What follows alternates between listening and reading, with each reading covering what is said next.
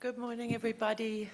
Welcome to this incredibly auspicious venue here at Constitution Hill in Johannesburg, South Africa. Welcome to everybody who's made the effort to travel here to the venue today, and certainly welcome to everybody who's watching online. I know that we've got people from all over the world. Hello Europe, hello Brazil, hello America. So glad that you could join us. Sorry we've started a bit late, but the traffic was terrible in Johannesburg this morning. I'd like to call on Mr. Kunzile Sithole from the African Cultural Heritage Trust to please open the proceedings with a little prayer.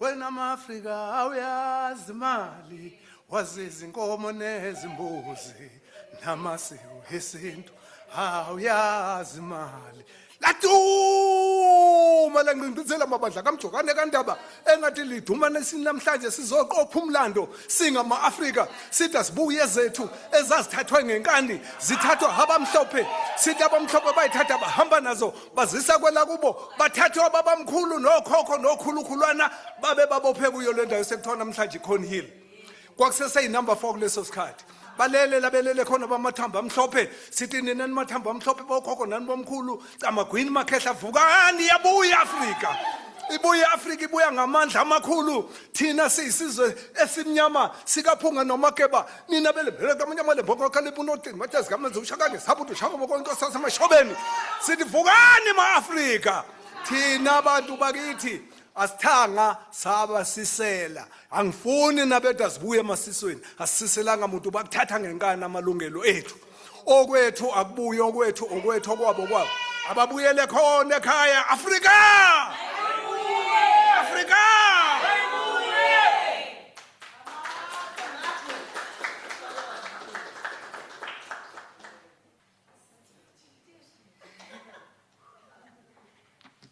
That was incredible. It made me a little bit emotional, I'm not going to lie, and something to follow. Thank you, Mr. Sithole.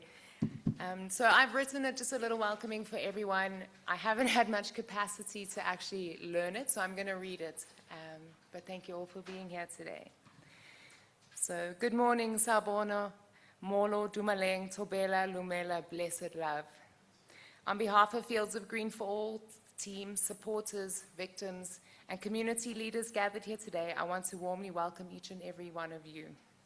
I would also like to take a moment to acknowledge and honor those that we have lost in this incredibly long road and journey that we have undertaken. Thank you all for taking the time to be a part of this important conversation about cannabis and police reform in South Africa.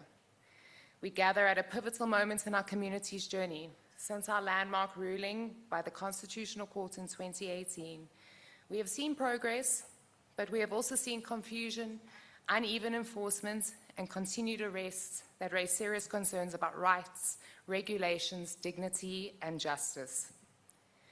Today is not about confrontation. It is about community, it is about our community, and about our human rights.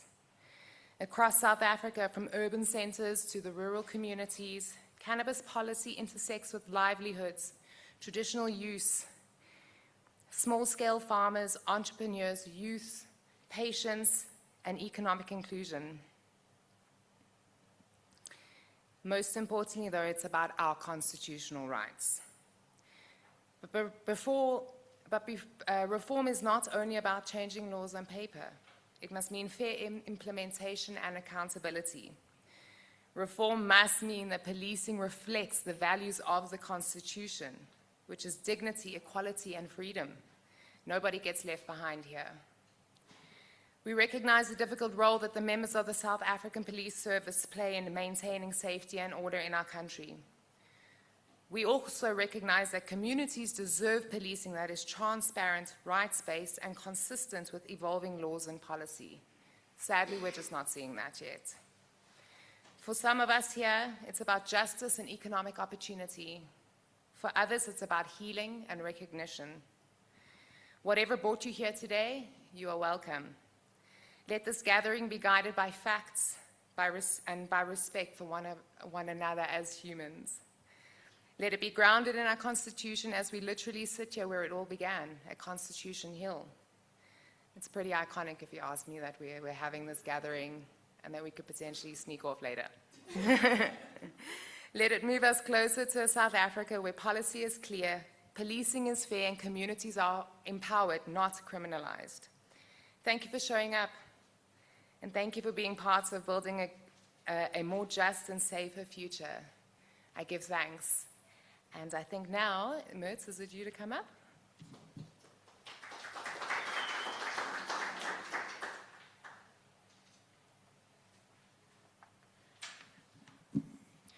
When Jules and I first charged the 8 South African government departments with enacting unlawful laws, we knew from the beginning that we would need the help of lots of experts and the support of the South African cannabis users, cultivators, traders, and community organizations. Let's start with the experts. Dr. Simon Howell, we'll get to him later, introduced us to a bunch of academics a few years ago. Fields of Green for All was welcomed into the Cannabis Africana project and their research across 5 African countries. We've had an amazing adventure over the years. We've met here in South Africa, in Johannesburg and Cape Town. We've met in Kenya and in Nigeria, in Cologne, in Germany, in Vienna, and in America. So the Cannabis Africana project is well-traveled and well experienced to deal with these issues. Dr. Gernot Klunschnick is here to tell you about Cannabis Africana and how this project came about. Gernot's just going to share his screen. Just 1 second. Good morning, everyone. So, good morning, everyone, and really nice to be part of this meeting. And I'm really sorry that I'm not there in person this morning. I'd really love to be in that historic place.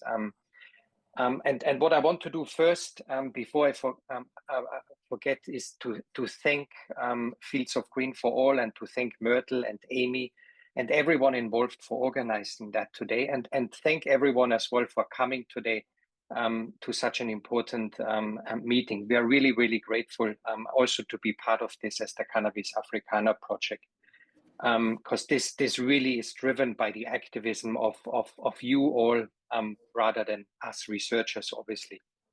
So I just want to welcome you all on behalf of the Cannabis Africana project, and really take only a short while to introduce the project before I hand over, I think, to Simon, who I think is by coincidence wearing the same T-shirt as me. We didn't coordinate that, but anyway, a coincidence. So the Cannabis Africana project is a 4-year project that's based at the University of Cape Town and at the University of Bristol.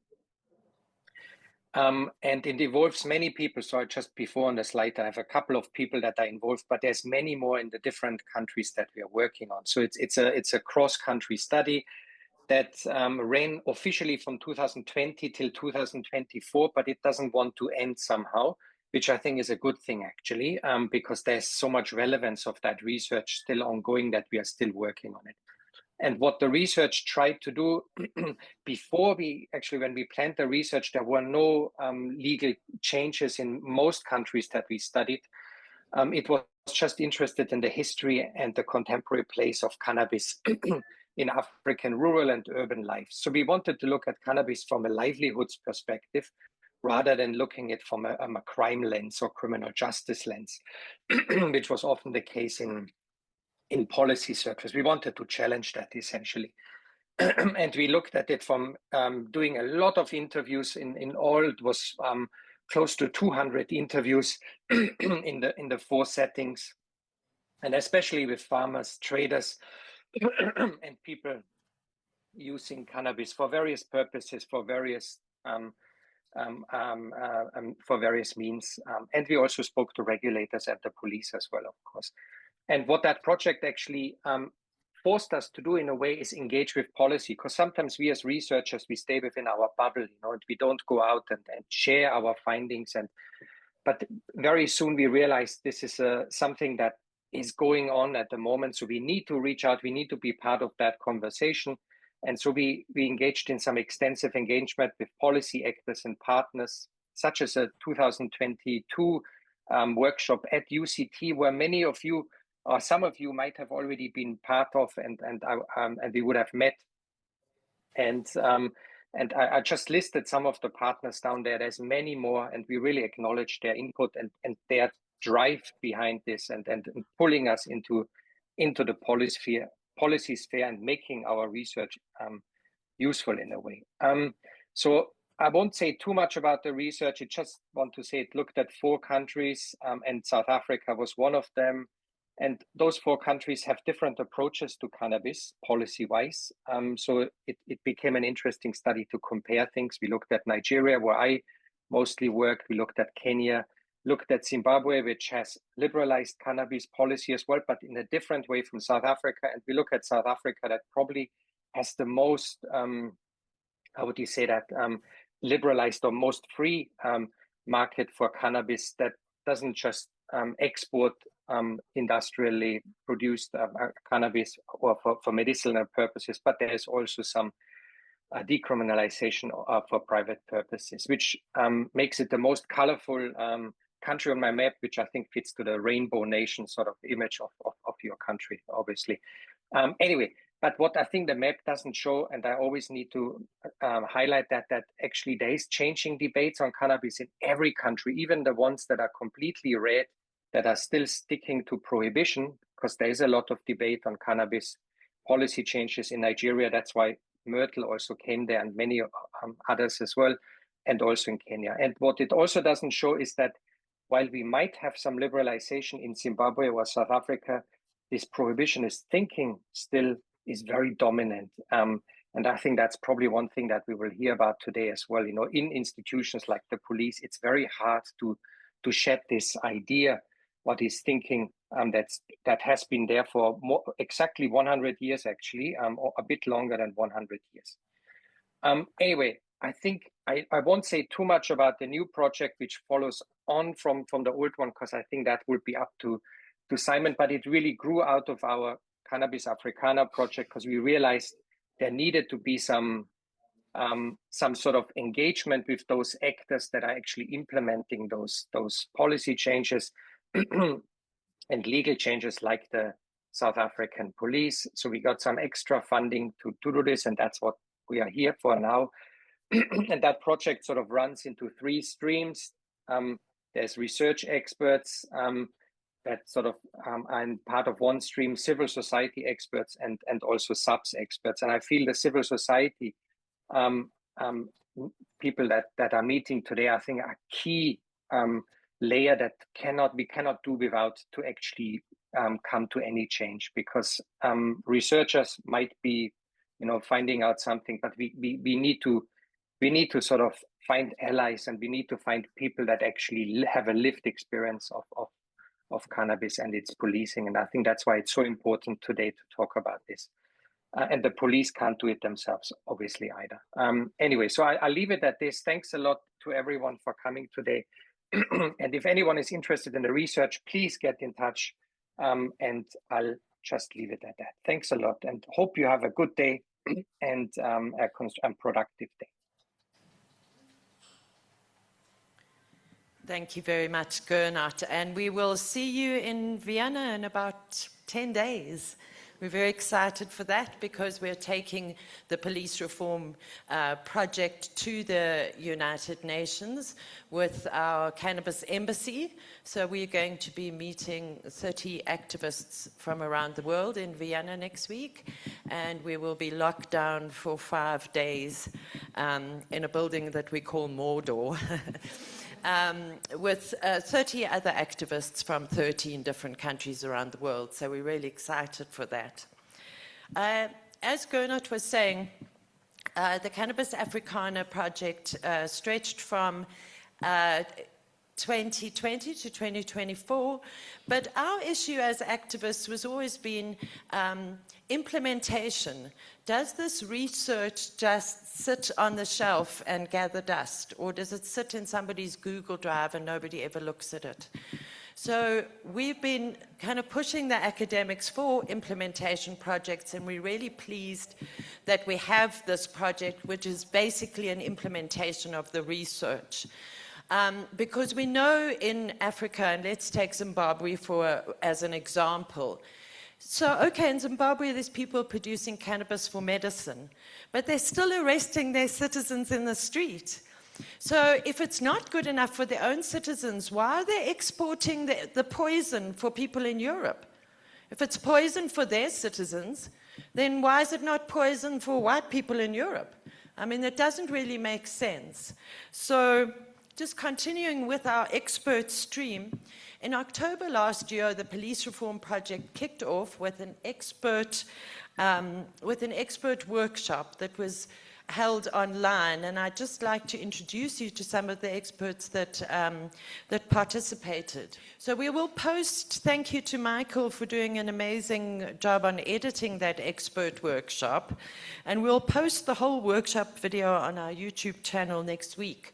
So please subscribe to our YouTube channel, and then you can get a notification from when we've put that up.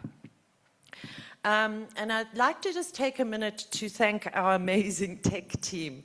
We've all been learning this on the fly, and we really couldn't have done it without our amazing Joe, Mike from 420 Central, Rory from 420 Central, who's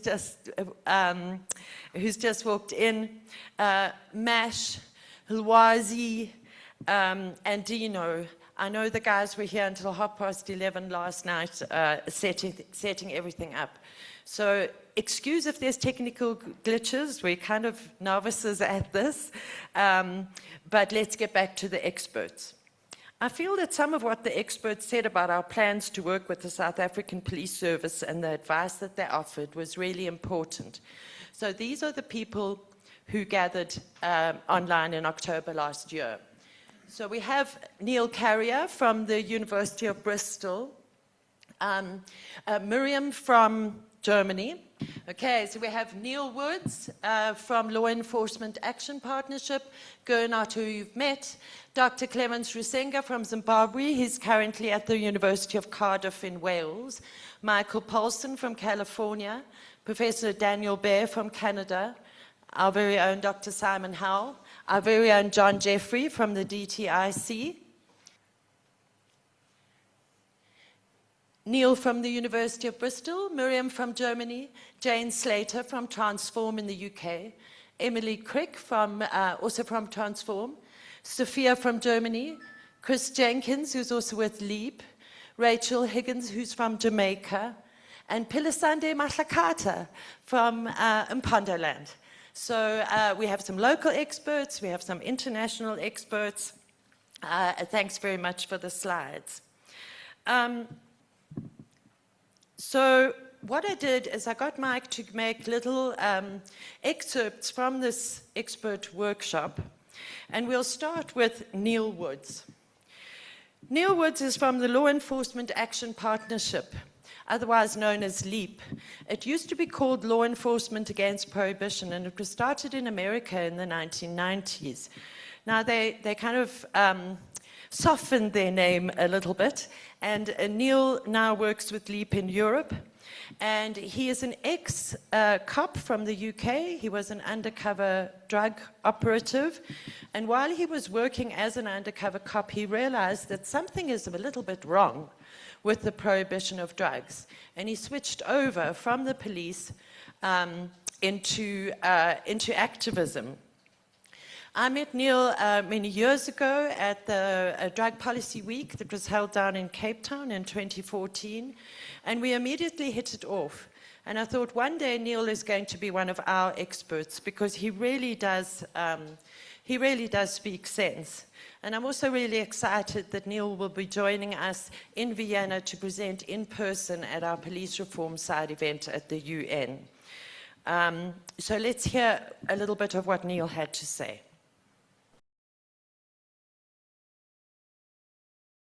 There's various ways in which you need, in order, various considerations when engaging with police leadership and police culture, and they're not necessarily the same thing. In terms of engaging with police leadership, the most important issue, I would argue, for police leadership is the issue of public confidence. And those two words together generally do actually form the policy. So, for example, in Europe, in the UK or various other European countries, the single number one directive from the government to police leaders is maintain public confidence. That's the number one concern. And that's the same in most former Commonwealth countries, most countries around the world. Public confidence is the most significant issue because that's where it becomes a political issue, because if the police fail to maintain public confidence, then the political fear is that the structure of society can break down. So framing everything as a way to actually both improve public confidence and also to mitigate risks of public confidence is an important aspect of how to engage with police leadership.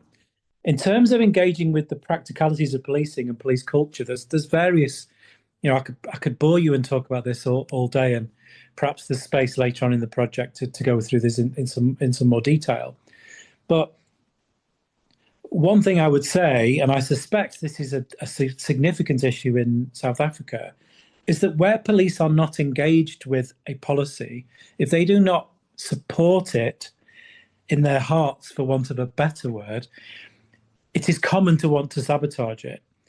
So to actually win over police culture, to change a system or to bring in standard operating procedures, that there is a risk of that being meaningless if you don't actually tackle some form of the education or understand the reasons why police are going to be hostile to this. And the antidote to that problem, I think, is to actually genuinely engage police in what the benefits are, because drugs policing is an enormous drain on police resources. At every rank and structure of the police, they're all aware of this, but they don't really understand the benefits of removing the resources away from drugs policing into something else. The fact that other forms of policing can be more effective and made more effective by a shift of those resources. Now, you would think that the rank and file cops could understand that, but I would argue, no, they need to be educated as to that. They need to understand why these kind of reforms, why this kind of shift in resources is actually good for policing. And it is good for policing on many, many measures, actually. I thought that was really pertinent. Public confidence in the police in South Africa is at an all-time low. Just ask me, Just ask any of us here who've smelt the inside of a police holding cell. I always, people say, well, there are good cops, but I want to know, where are they? And why haven't they changed it from within? Because those cops can see, that things are a little bit rotten. So I just thought that those words from Neil were really important, that public confidence needs to be at the top of the list when just the enormity of this task. That's why the second part of this project after the community engagement is going to take about 2 years. So we're all in here for the long haul, and I'm really pleased to have everybody along for the ride. So our next expert who had something interesting to say was Professor Daniel Baer from Canada.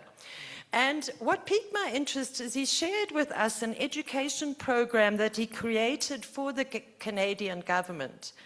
Because, as you know, and as we always say, the government think we smoke the leaves. And we can just see in the regulations that have just been published for public comment, whoever wrote that knows nothing about cannabis. So, Daniel, thank you so much for sharing that important document. It is on our Fields of Green for All Resources page. And Daniel has some insight around his work with the police over the years. but it resonated with me what you were saying, Neil, that cannabis policing is not really anybody's. It doesn't mean anything unless the other things you're doing feel that there is an absence there of meaningfulness in your job. And so I know some of the work we did around body-worn cameras with police in the UK. When my colleague who was leading the project started it, it was, hey, this is to help, this is a social justice thing. This is protecting the citizens. And the police said, no, thank you. But as soon as we said, actually, this is about supporting your work and giving you, less writing to do and protecting you from spurious complaints, that brought a lot of people on board. And so if you're framing this project, especially if it's a bunch of academics and cannabis activists coming at them, I would not be surprised to see police react as with a bit of hesitancy, unless it is reframed in a sense of we're doing this to actually make your job better. And I know, Myrtle, that probably, given the experiences you've described, does not leave a great taste in your mouth. It's a challenging situation there. I know Rachel, from the Canadian perspective, really is the expert on this. But I'll just say that while there might be a significant decrease in cannabis activity, there needs to be an appreciation for them of how this is going to allow them to do their job and fulfill whatever professional identity they see for themselves. So if that's the framing of the project, I think that'd be very beneficial to getting better uptake with it. Okay, so this is what we have to be very, very delicate about. Daniel is suggesting here that when we go to the police, we must frame it so that we tell them we're here to make doing your job better and easier. So, right, so we go to police headquarters and we introduce the project to the cops. So Daniel is suggesting that we need to frame it that we're there to make their job better and not put our activism front and center. We're here for our people and to defend our people. So as Daniel said, I know that's very difficult for everybody in this room, not just for me. But what was interesting for me was the contrast in the approach from the different experts. And here we have Michael Polson from California.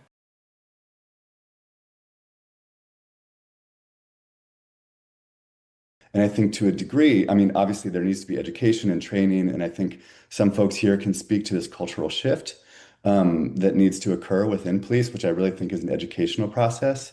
But I don't want to go on too long. I have lots of different ways to think about this.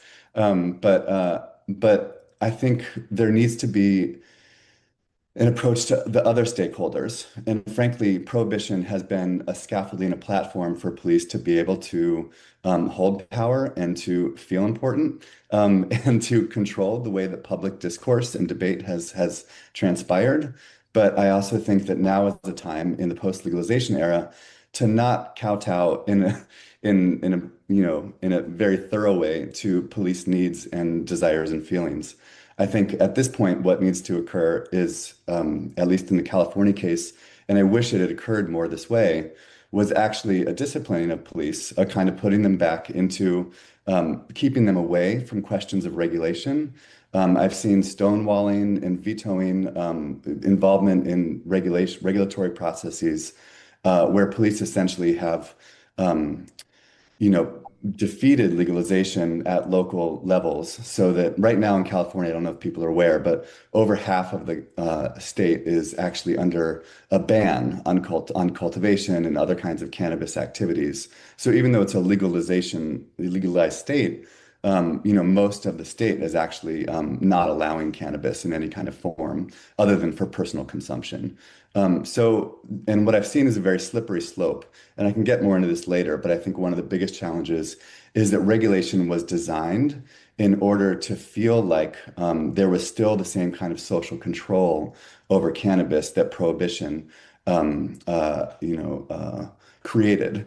And I think there needs to be a realization that no, what actually needs to occur now is normalization and integration, and to stop kind of this exceptional treatment of cannabis as this extraordinarily dangerous drug that needs to be policed and eliminated from streets and from all kinds of users.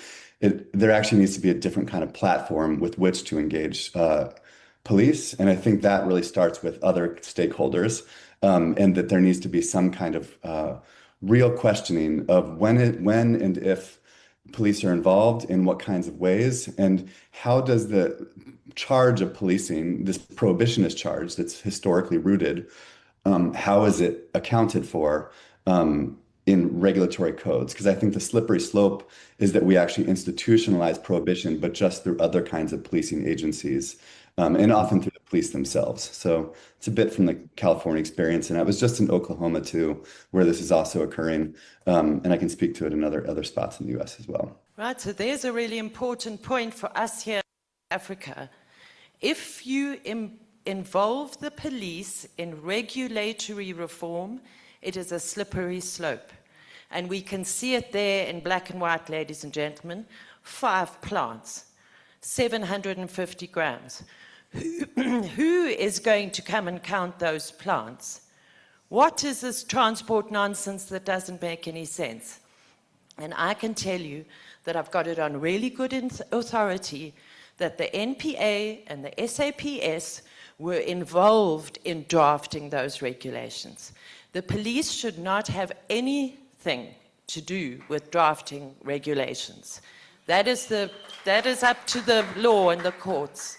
So that's why I'm playing you all these little videos, because we are not alone here in South Africa. We really are not, and there's an incredible pressure on us to be an example for the rest of Africa. And if we do 5 plants, we're allowed less plants than Germany, where they're allowed 6.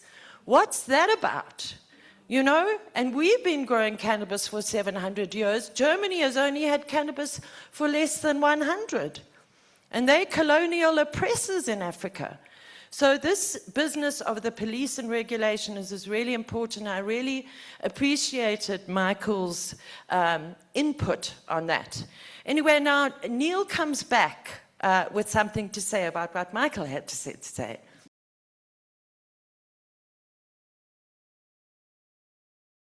Wherever I speak in the world on this issue, I normally begin by saying what in the public consciousness is the thing that the public really want the police to do.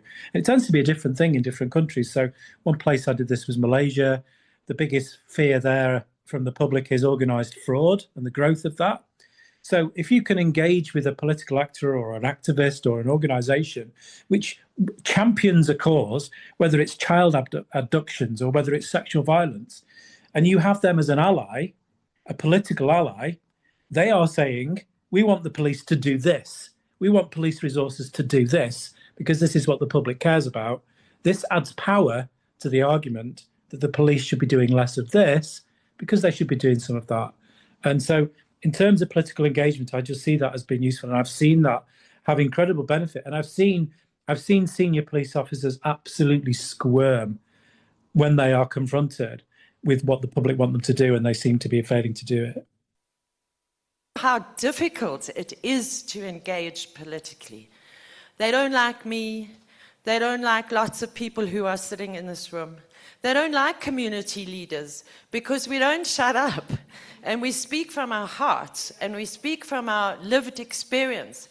I can see people in this room who I know speak out, and they don't like that. So at the moment, we've got a hell of a long way to go in terms of political engagement. You know, there's an organization that has been invited to speak in Parliament that's not even a civil society organization, because they don't invite us to speak in Parliament, because they know that we're going to speak our truth and not pussyfooted. So Daniel said in the beginning that we need to come there and tell the police, we're here to give you what you want. Yes, but we also have to be strong and stand our ground and speak from our hearts.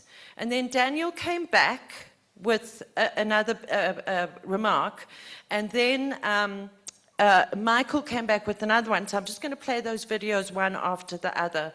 And then after that, Gernot had something really important to say about South Africa.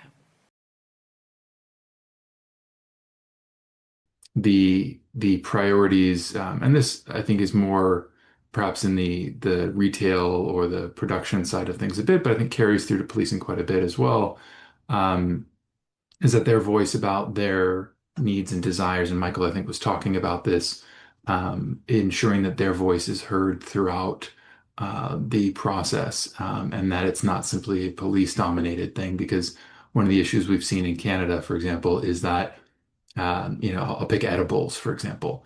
The structure of edibles packaging, limiting to 10 milligrams per package until some recent changes, really was a factor in keeping many people out of the legal market. And I think it's because that there were very conservative elements and a lot of police who said, well, we don't want people having lots of high dose edibles because it's a risk and kids might get them and all these other things. But the cannabis consumers themselves have repeatedly said, we want more packaging, either a larger than the 10 milligram limit per package, or smaller pieces, um, and that disconnect between the two is continuing, and it's because we're already sort of set in stone in some ways. Trying to break that 10 milligram limit, and I'm focusing on edibles here, but I could use plenty of other examples, is much harder now, and it continues to be a visible sign of the lack of input of consumers, and the power of entrenched folks. And I'll just point out that the Liberal government here in 2015, or 20 between 2015 and 2018, when the legalization process was going on, the person who led that push through Parliament was the former police chief of Toronto, because that was used as a way to spearhead the look, we're not just, radical hippies. Don't worry, it's a cop leading this and everything's going to be fine, pro-business elements. So just making sure that consumers feel that they're part of this discussion is, I think, going to be key to having legitimacy in their eyes for the policing action, which goes back to what Neil was talking about with that public confidence.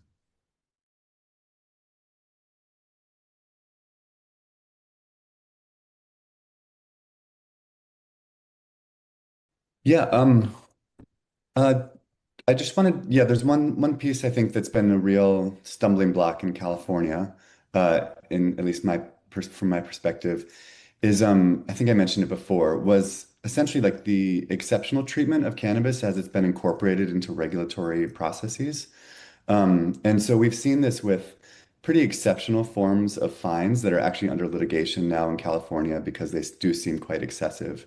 And new forms of punishment, particularly around environmental violations. We've actually seen the erection of an entire new police force through California Department of Fish and Wildlife that's specifically focused on cannabis, as well as the expansion of capacities with the State Water Board and with other agencies at the state level, including around pesticides and toxins and such. Um, so everyone kind of seems to be into this kind of dispersion of of policing powers, I think, across the government at the state level. And what we've actually begun to see at the local level is uh, a kind of domino effect, so that when cannabis is present at a site, essentially all of the other regular kinds of violations that a land user might, face sanctions for, or usually just face a warning for, they might be like, oh, you need to fix this fence, or you need to remove that trash, or you need to X, Y, and Z, in terms of how you're keeping your property or what's going on here. Actually, that then becomes multiplied in terms of the amount of money that people owe because cannabis is present. It essentially makes the offense worse. So that people, because cannabis is present, are being kind of punished in exceptional kinds of ways that wouldn't occur if cannabis was not present. So this kind of segments cannabis growers in particular, and also other kinds of market actors, from the rest of the population. And so what this has led to is a kind of creep of civil enforcement powers in California, which, right now, I just mentioned to Daniel, we're involved sending people their way anyway with the ACLU around a lawsuit about surveillance by drones in Sonoma County, where, it's former cops, no, whatever, but like they have this kind of mentality through code enforcement, through the planning agency, that cannabis needs to be eradicated and every kind of plant needs to be stamped out where it's growing improperly. So California allows 6 plants. If there's 7 plants, they're going to send a drone over your house. They're going to find it. They're going to go and chop down the plants and eradicate it. So this has led to exceptional forms of enforcement and also kinds of encroachments on civil liberties that I don't think any other, certainly no other farmer or would, or for that matter, any other person who's growing a garden in their backyard would really stand for. So this is now under litigation.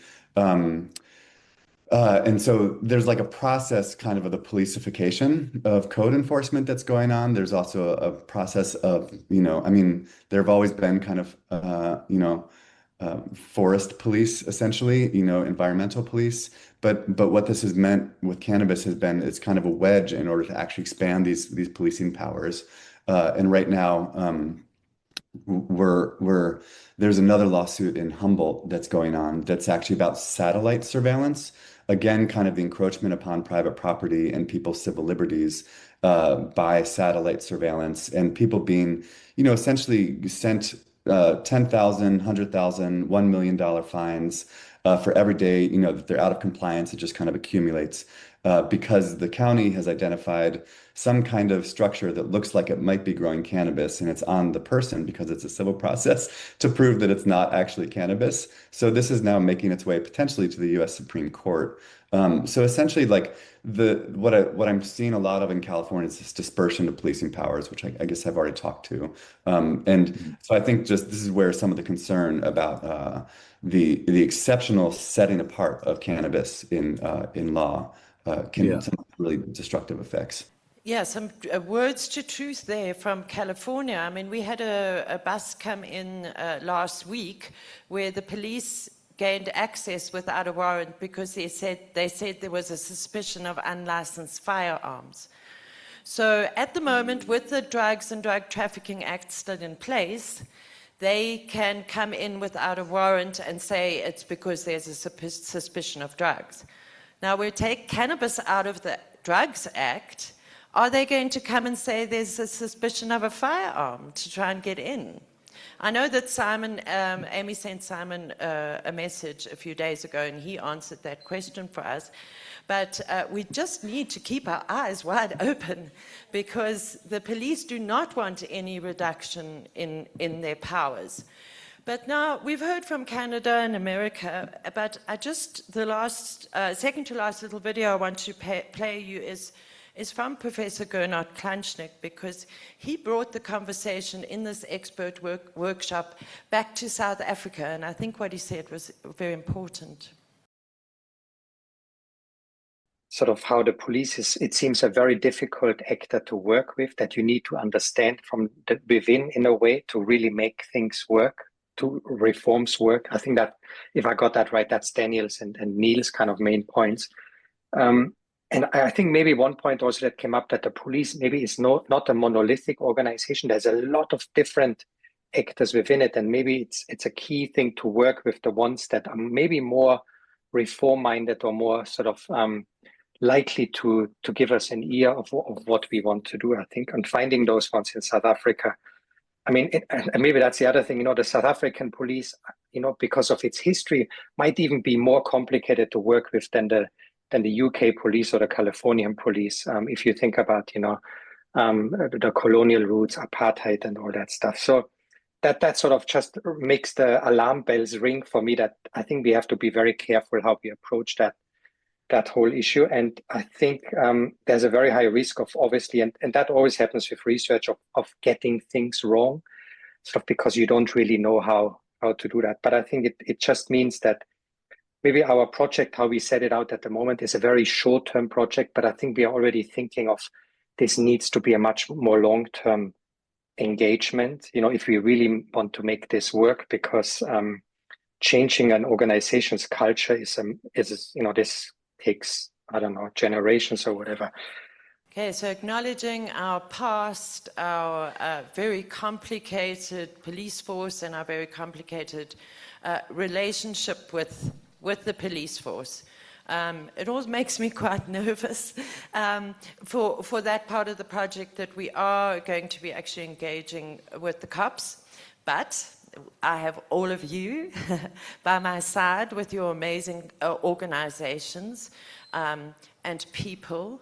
And we have our experts. And last but not least, long-time drug policy colleague Edioma Ubong Nelson from Nigeria. He gets the last word, and he just tells it like it is in Nigeria. And what he's describing is really an all too familiar scenario here in South Africa. But what you see in Nigeria, and I think in other African countries as well, is that these corrupt practices are rooted, they are quite systemic, and the link goes to the highest level of the institution and sometimes even beyond. You take the policing of Nigerian roads, for instance. If you're driving through Nigerian roads, you have all these, excuse me, you have all these road checkpoints, and you'll be surprised to find that sometimes the money is extorted from motorists. It doesn't stop with the low-level officers who enforce these rules on the road, but it goes higher up. And we're also finding in law enforcement responses to these conflicts, especially in the north-central region of Nigeria, the dominant response of the government to these cases of conflict is usually to dispatch law enforcement personnel, but it's not working. And sometimes you hear the local people saying that the police actually collude with with the people who attack them. And what we're seeing is that sometimes they are bigger interest in mind. Sometimes politicians actually want some communities displaced so that the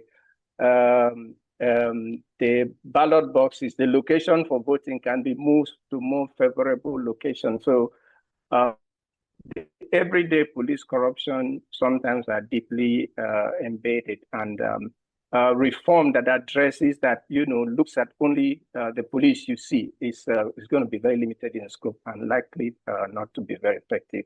So you probably have to think system-wide and look at how the police institution interacts with other aspects of the wider society. That's just my thought. Thank you. So yeah, corruption.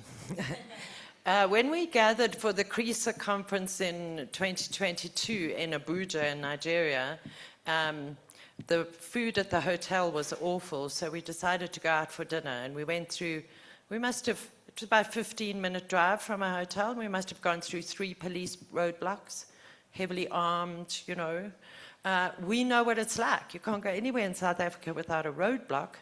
And we also know that right now, as we speak, we've got the Madlanga Commission of Inquiry, we've got the ad hoc committee in Parliament investigating this rot that is the police.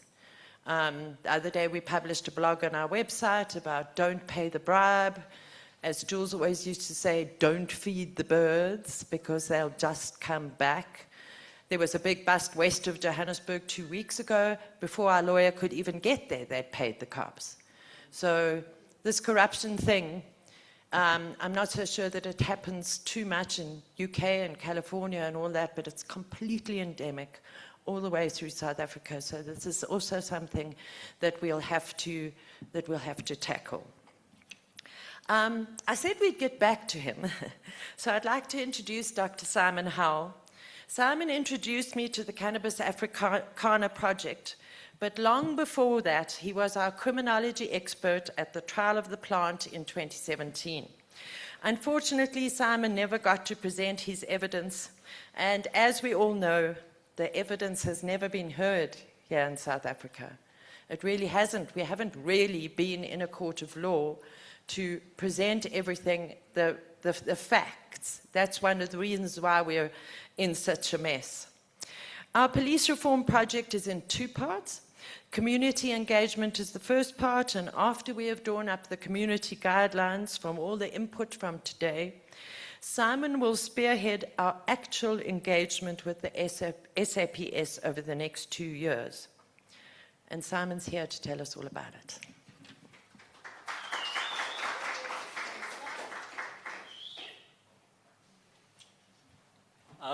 Thank you, Myrtle. I'd like to begin with thanks. Thanks to all of you for being here. I think this project, in its nascent beginnings, really requires the support of the community and us working together before approaching the police in any systematic way. I'd like to thank the Cannabis Africana team, who I've had the pleasure of working with for many years now, and which have really helped give cannabis a platform within academia, but beyond that, within South African society as a research topic, but also as a means of engaging with broader governmental concerns. And of course, you know, beyond Myrtle and the like, there is the community at large who, through everyone's work, has ultimately got us to a point where we are ready to engage with the police. I think we all recognize that the police are in crisis in South Africa. You know, I mean, whether it be a certain commission of inquiry, a certain parliamentary oversight committee, leadership from leadership downwards, there is significant issues within the police. And that, of course, is both a problem, but it's also an opportunity, I think. It's an opportunity to begin figuring out what's gone wrong, where it went wrong, and how we can begin reforming things, not only for the public's good, but for the police's good, because ultimately the police are public representatives and they're a public institution, and it's not in their interest to police badly, ironically. I mean, you know, day-to-day activities may not say that, but ultimately it's not in their interest to police badly. And I mean, there's a reason why there are no police here today. And that is because we're trying to have a conversation to develop what we want to say to the police and how we're going to say it. And, you know, I mean, within academia, I'm very much a reluctant academic. I often wonder what my role is in society and my place in society, considering academia in its general sense seems to be somewhat outmoded. But one of the key areas I think we as academics play is as translator. And translating both research, but also translating community voices into a language that can be understood by others. And in this instance, that language is the language of policing. In South Africa, the language of policing is very specific. It has a very specific tone and a very specific mandate. And my role, and I think the Fields of Green's role, and essentially the Cannabis Africana's role, is to begin translating what people want and what people feel into a language that police can understand and that they can operationalize within the context of a framework that is a law in a manner that is just and which ultimately supports the development of the country as a whole. And I can tell you now, the police want to police better, both because of the amount of litigation they're facing, which for this time, not for the first time, but this time, at this point in time, equals 52% of their annual budget. It's a lot. It's billions of rands in litigation. But also because the police police by consent in any democracy. And without that consent, they can't police well. And I think it's something that we've all experienced in our various communities, is that the police are not policing well. You know, we can talk, I mean, the crime stats were released again, as every quarter now, last week. And at that point, I get lots of journalists phoning me and saying, you know, tell us about the crime stats. And the numbers are almost meaningless now because we don't feel safe in our communities. We don't feel safe walking down the street, and we don't feel safe doing what we wish to do, which we are unable to do by the law. So how do we change that? How do we begin a conversation with the police that ultimately leads to the development of sustainable policing practices that are in the best interests of everyone? And that's what this project is ultimately aimed at spearheading through the funding of both the Cannabis Africana and the UKRI, but also through the Open Societies Foundation, which we are all very thankful for. We are aiming to develop a language that the police can understand, that the police can operationalize, and which ultimately supports the best interests not only of the police, but supports the best interests of the communities that are of interest, which in this case is everyone here. So that's the aim. How are we going to do that? Well, we're going to be quite strategic about it. So in engaging with the police at a time when policing is incredibly political, to the point that I wonder whether policing is even about police anymore and just simply about politics, we need to begin engaging with them in a manner that ultimately speaks a language they understand, but also concerns the specific goals they have, of which understanding policing in terms of arrests, for instance, is not a good way or even a legitimate way of understanding policing. How do we determine how effective the police are by how many people they've arrested, for instance? I mean, how many hundreds of thousands of people of the last 3 decades have they now literally millions. Has that done anything? Has that created any form of change? Not at all. In fact, one could argue, as I do and others do, it's created the very environment in which drug use has proliferated. And I'm speaking drugs here in the general sense of the legal framework. So if that's the case, has not policing been counterproductive to the very stated goals of policing? And see, that's bad news for the police. It's bad news because their KPI system has created a system which dooms them to failure. And the police don't want to fail. There are a lot of good people in the police working very hard. There are, Myrtle, a lot of bad people in the police working very hard as well. But nonetheless, the police don't want to be the public scapegoats for safety and security in this country. They want to be they want to spearhead it, and they want to, by and large, create safer environments for everyone. What we're trying to do is enable that. And enable that by giving them the tools and by giving them the language that they can speak and that they can understand, and more importantly, that they can set their KPIs at, so as that when they do police, they police in a manner that is just, that is within the law, and which ultimately is aimed at essentially providing a space where others can grow. So that's purpose, ultimately, and that's a big purpose. Of course, this is a lot easier said than done. And like Myrtle, I'm quite nervous about undertaking this project in this manner because it's going to be difficult, and there may be failures. But I think, if anything, you know, I mean, by virtue of having worked on this project for many, many years now, in various forms, we're at a point now where we're ready to confront the police, we're ready to confront the government, and we're ready to begin having the conversations that we need to have with the police in a manner that ultimately translates into something tangible, something real, and which changes the law in a real and effective manner. And I believe I've only got 5 minutes, so that's all I should say. But I want to thank you all for being here, and I want to thank you all for providing the conversations and the information we need to move towards developing a better policing framework for South Africa as a whole. Thank you.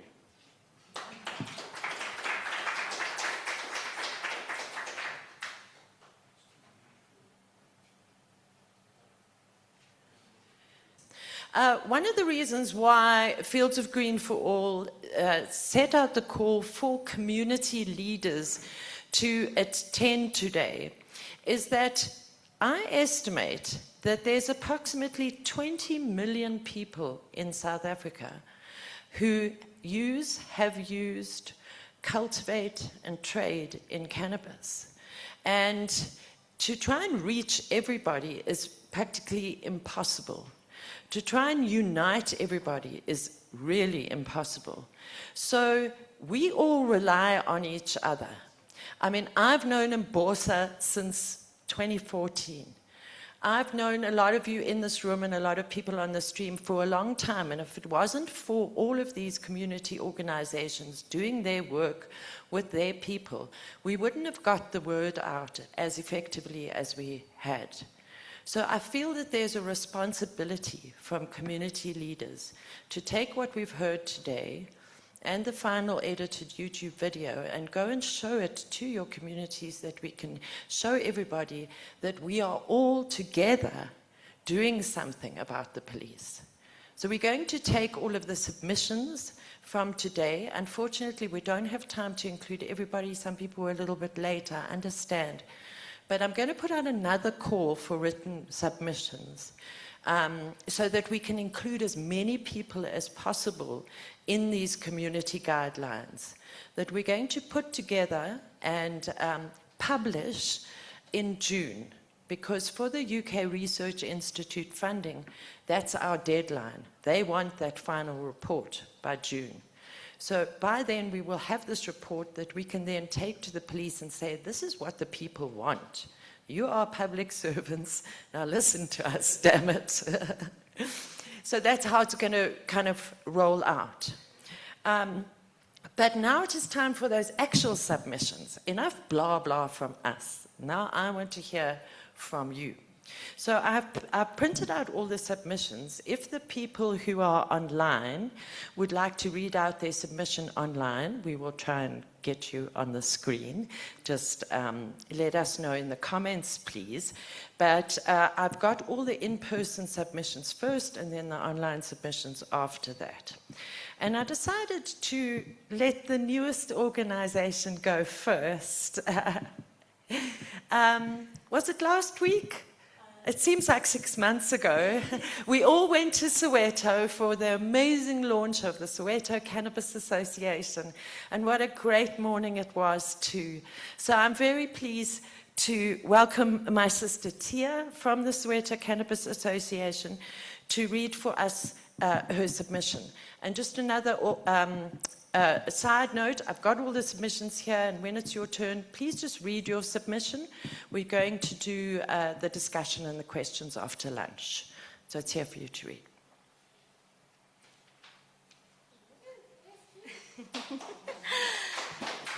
Dumelang, everybody. Ish, Mike, as always, I need some help. The vertically challenged, unfortunately. Okay, I could actually just grab this. So, hey, Batung, Dumelang. I hope we're all good. I hope we're all happy to be here. We are, like Myrtle said, virtually a new association that's come about. And I have been elected the chairperson of this new association. So my name, thank you. So my name is Kandake Tebohotia Ramfate, and I serve as the chairperson of the Soweto Cannabis Association. We aim to represent small-scale growers, informal traders, youth entrepreneurs, and families across Soweto. In our community, cannabis policing, like much all other aspects of policing, has not felt like protection. I think I speak for almost everyone here who has come across the police as a cannabis user. It feels more like intimidation than protection, than safety, which is what we should actually think of when we think of the police. So after decriminalization of private use, Soweto, much like the rest of the country, expected a more open and genuine dialogue to commence around cannabis use and possession. However, post-prohibition cannabis policing remains aggressive, inconsistent, and often very unlawful. Citizens regularly report stop and search without cause, confiscation of small amounts, threats of arrest, and pressure to pay bribes to avoid detention.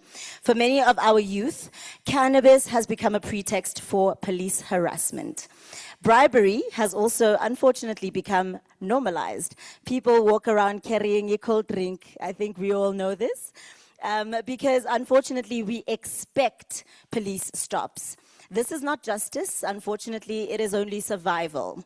There also seems to be widespread confusion surrounding the legalities and fine print of cannabis policing and policy reforms, as well as the laws. Officers themselves seem unclear about what is legal in terms of possession, which creates space for abuse and selective enforcement. Small traders and growers often lose stock to police without receipts or due process, directly affecting livelihoods. There is also clear inequality across the city. Across suburbia, private clubs operate almost openly and appear on every corner.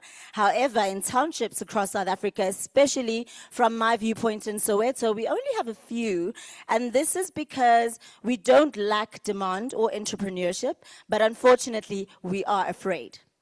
We're afraid of raids, we're afraid of intimidation, and also because there are strict and expensive licensing requirements, this makes it impossible for people like me in the township to actually open legal cannabis businesses. These are the kind of practices that erode and ultimately destroy public trust in the police. We do not see the SAPS as protectors, we see them only as a threat. This is not only just from the historical context, but our everyday lived experiences as Sowetans and majority of South Africans. So how would fair cannabis policing look to the average Sowetan? It looks like respecting lawful possession and private cultivation. It looks like putting an end to arbitrary searches and seizures and bribe seeking. Cold drink, down with cold drink. It looks like trained and knowledgeable officers of the law, like equal enforcement across all communities and recognizing small-scale growers as economic participants, not as suspects. If our country is moving toward legalization, then policing must move from looking like punishment to protection. Regulation should mean opportunity, not be a source of fear. Our communities are ready to work with the authorities to build a system based on dignity, fairness, and accountability. We only hope that they feel the same. Thank you.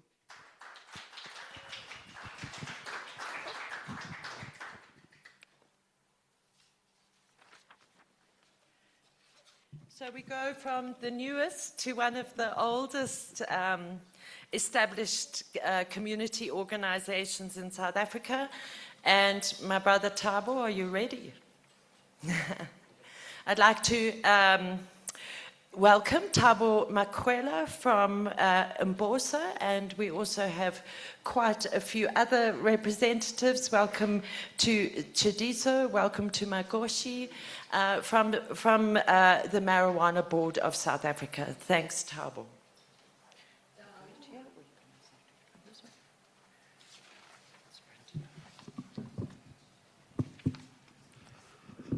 Thank you very much, everyone.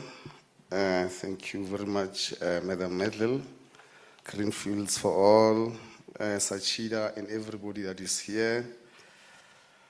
You see, my height is short, so it means I'm going to speak short. I'm going to try to be as short as possible. But with the challenges, Chairperson and everyone here, if we start with the 1920 loan to UN, as now you're speaking about the UN, somebody told me, who was that? John Smart and stories. Maybe some people know about it, that he was scared that black people will end up sleeping with white women. If that's true. But from the time of Daka couple, we had seen and we observed the Cannabis Society as a non-racist society, where people, they might differ in terms of their religious understandings, political backgrounds, and all that. But these were gatherings that we were able to see people sharing love and respect to each other. And for that, we had observed that the Cannabis Society is a new race. And I'd observed that it is cannabis they fear. I know today, Madam Medlil, we're going to be speaking about reforming or dealing with police and policing. But it will be impossible to deal with the policing, because policing has to do with laws. So we must deal first and elaborate laws. And hence I'm speaking about the 1920 and all that. But Chair, from, as you say, we are a community, yes, we have been a community which we come from Marijuana Advocacy Forum, if you remember very well, and I must say it starts not only in 2014, we had been engaging as early as 2009, and up until even Greenfields was established. And I wouldn't say much and much. Let me just take people through a short period, as I've promised. After the 2018 breakthrough, there'd been also a 2023 Pakisa Action Lab, which I think we must claim very much and as one of the tools, because of when you deal with policing, we should be armed with tools, so that when you deal with their psychology, you are able to say to them, these are the tools for you to use. Now, we realize that it is the system. The system used string, and we use numbers more than anything. The law, if it is unjust, even the police will be very reluctant to enforce it, and it is happening as we speak. I'll give a brief synopsis of that. Medlil, my lady, let me say that this is the continuation of a very strategic dialogue. And as a participant in the Cannabis National Dialogue, we're very grateful. And because of with these dialogues, there's been an indication of a citizen-led dialogue. So Some of us are in the National Steering Committee of the National Dialogue. And it doesn't have to be always about people that are there. If certain groups, certain people, companies, individuals feel that something must be done, there wouldn't be a reason why not, and we should be supporting. For example, we've been in the Eastern Cape and we are invited by some locals there to say, Marijuana Board of South Africa would want you to become on board of the dialogue initiated by us. And that's how, and that is it that we call citizen-led. And now even policing, it should remind us of community policing. Because of, as citizens, I've seen it. One citizen arresting a police officer for that cold drink and saying, no, I'm arresting you. I've got rights. Because of, as citizens and as law-abiding citizens, is for us to understand better the law, because of, as we speak, there is no law that is just, that stops us from using cannabis and even selling cannabis. Let me make it clear. There is no law that is just, that is stopping us to use cannabis and to deal with cannabis. Any law that says we can't use cannabis, the Crown Court has proven it. And any law that says we cannot sell cannabis, it is unjust and inconsistent and not consistent with the Constitution. And for that, such laws won't be enforced. It is impractical. Police will be reluctant and will drag their feet. Instead, you'll be corrupting them as we deal with corruption. Madam Chair, you are right to say that we are speaking and you are calling this convention when a country is very serious about the policing system. It is a challenge, a very serious challenge. I see the NPA, I see the Department of Justice, but the problem lies within the policing. And it starts there, because a police officer is the first judge. The police can use their right to effect an arrest or the right to let you go. So if the mindset is put psychologically properly among the police, noting that police as well are humans, so it is the system we must be dealing with. And I'm glad that there is this convention that is so great and that is so international, and we congratulate you for the great works that you have been doing internationally to represent us as South Africa. As I've said, I won't be long. But Chair, let me remind us that we had this thing called the Steering Committee, which you serve in, and some other colleagues like Sister Tandega, Gareth Prince, and others, who hope they are all representing us very well.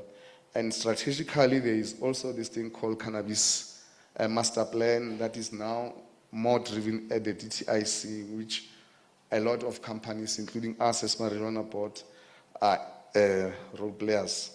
The Cannabis Master Plan Unit and the strategic governmental positions that we are at. Let me indicate something that is important. It is that much as we are seen as a community informed and established, blah, blah, we are a board of everybody as Marijuana Board of South Africa. All industries, that's how they've been established. That is why we cannot oppose anyone.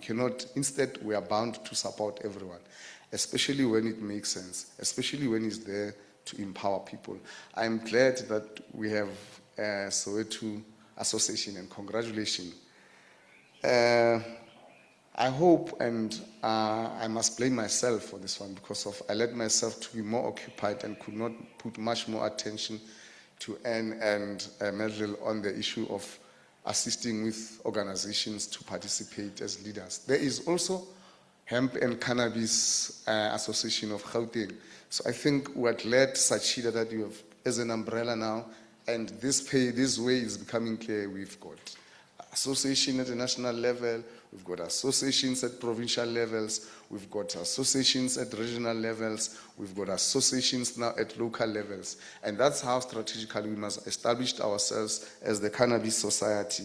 So these are the matters that we should, we should influence bylaws, we should influence even the National Act, the main act. And our submission to these two, we don't look at them positive, especially when you say we must plant 5 trees. It doesn't make sense because we are faced with the challenge of climate. What is it? Climate change. Thank you. You know English. Mkhulu. Ngikuzwe kahle mawuqala la. Isingisi. Thinking. But what is good about English? You are able to create those terms that should fit you. If something is said and you don't understand it very well, you can. English is so ambiguous, and that is what is good about it. Because if you are to play a game with the laws that you don't understand, I don't think you'll win that game. And if the laws do not suit you, change the laws. Make your own rules, then we will win. These laws are not assisting us, and we should not, and we're not going to recognize them. But let us not fail to participate as we're given opportunities. If they say, let us contribute, let us contribute. And as a marijuana board, we say to everybody, contribute whatever that is positive. But from a point of leadership, we are saying you can't give us 5. We have to plant more so that we can increase oxygen in our environment. So I'm not an environmental expert, but I know that the more we plant cannabis, the more we need. It's not only about making medicines and all that. There's also phytoremedial solutions that we must deal with, and especially in terms of environmental improvement. So let us make sure that we plant more, because of one thing that is good is that we never even respected the law. Medal knows, and Rastas know. We knew there was Dakhawat. We never stopped, and we're not going to stop, and we're not going to stop. So that is why now we are making laws, because of you cannot expect your oppressor to give you your freedom. Never. If you wait for your oppressor to give you freedom, it's not going to work. You must do what? Just take it. What must you do? Take it. That's what we are doing as Mbosa. We are taking it. And they can't stop us because they know all laws are on our side. There are so many laws. I can quote the Pepuda Acts.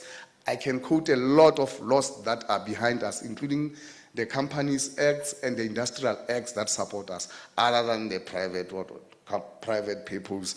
You see, it doesn't make sense. But you know what is also positive is that the commercial proposal, it has positive elements. So it's for all of us. We are at a very strategic position.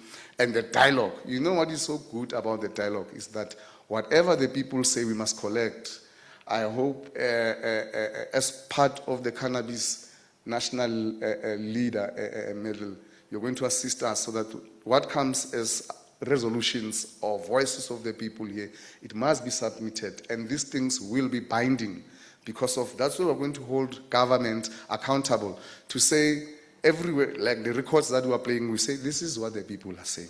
This is what the people are saying. They are bound to do that.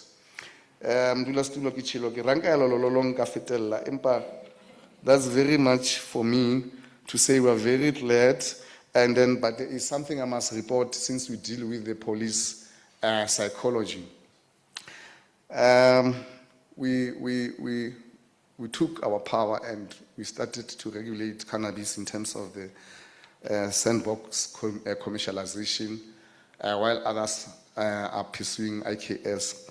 But I can tell you, we have set up a system that is recognized. I can tell you in Soweto, SAPS is very positive. Members of marijuana board and other formalized are not arrested. That is why a role of formalization becomes so important, so that to prove as a cannabis society that we're organized. I know that I'm one of the people who arrived late today, but we need to be organized. I had RSA's African time. So I'm not sure, but I think we should, as a society, try to improve ourselves, be more as professional as we can. I know there are a lot of professionals and experts you are speaking of. So in Soweto, in Alexandra, in Pretoria, in Tembisa, I'm speaking about, I will only speak about Gauteng, where power is, because of it is a Cosmo, I put this. K1 Katlehong, I also put this. Kempton Park, Sandton, Carltonville, whereas in a nutshell, in every province we've established ourselves and the operations are well. That shows the will and people's power. Now, where, like I've said, it's all about the discretion. A day before yesterday, I was with the NPA, and one of the members' shop was attacked. And you know, we always say, people have your cameras as proof of that, hey, something is something, cold drink, what. So now it happened, we had a cold drink on, and then we had all these things. Now, they take this person, they take him to the court, blah, blah, blah. And now to court, they decide, no, we're not prosecuting this guy, and then must go back. We want the 13, section 13, the stock must come back. They are playing hide and seek. Go to court, all that. We decided to go to court. You know, we discussed with the prosecutor. I say, no, we have decided not to prosecute this person. But you people, you know what? You know you can have possession of cannabis, but you know you can't deal with it. I said to the prosecutor, then why are you not prosecuting this person? If dealing with ganja is a crime, why are you not prosecuting this person? So that shows there is no case. They know that if we can engage and take it on a trial, they're going to lose. So they asked me this. I said, okay, we need now an instruction that tells the station commander to bring back. Then you say, no, it's up to the station commander. I say, wow. But now it comes to say the relevance of this thing, that it starts with the police. So therefore, the station commander, is up to him. It's like if I catch a fly here and I ask you, is it dead or alive? Others say, it's dead. Others say, it's alive. And the wise one among us says, no, it's up to you, Rastavo. You can decide to let it go or to squeeze it. I give thanks.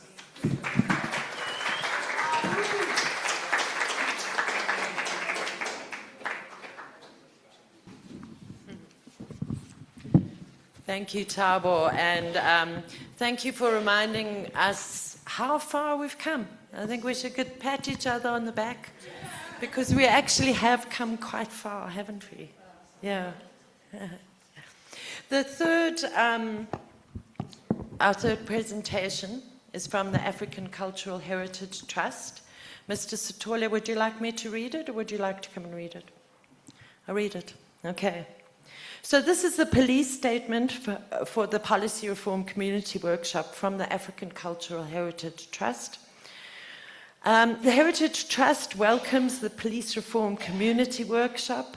As representatives of Indigenous knowledge systems, IKS practitioners, we participate as a deeply concerned stakeholder in the future of fair, constitutionally aligned policing in South Africa. For generations, IKS practitioners and custodians of traditional medical practices have experienced systemic marginalization and persecution. Traditional healers, plant medicine practitioners, and rural knowledge holders have faced stigma, regulatory bias, and in many cases, arrest. Yes, come stand with me. Arrest and criminalization for practicing their culture, a right protected under South African law and affirmed in the United Nations Declaration on the Rights of Indigenous Peoples.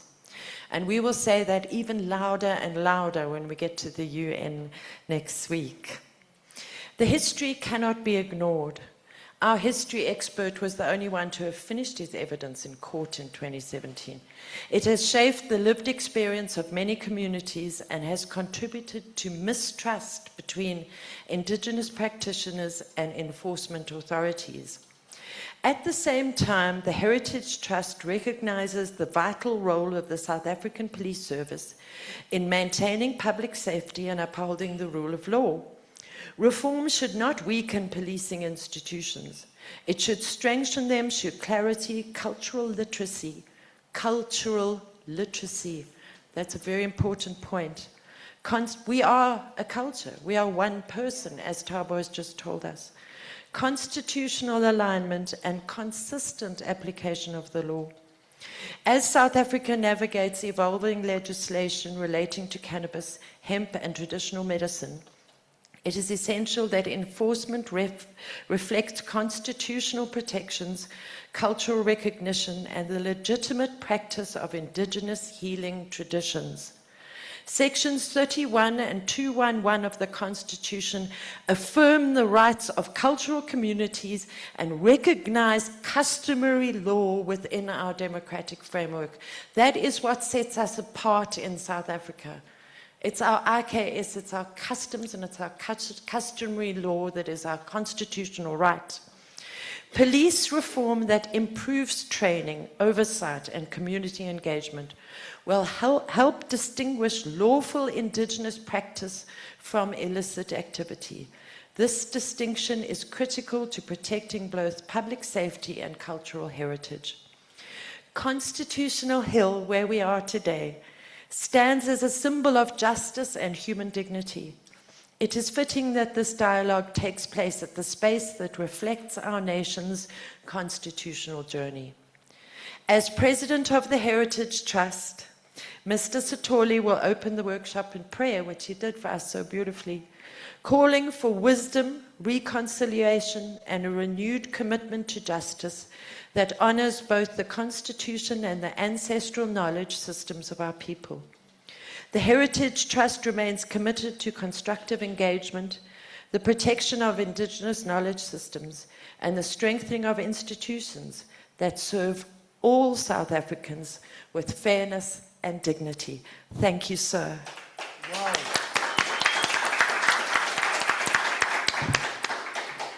Thank you very much, Madam Speaker. And then, in short, on my side, I'm glad that actually someone, you know, oangele ebeleni ulimi lika George uyena olukhulumile.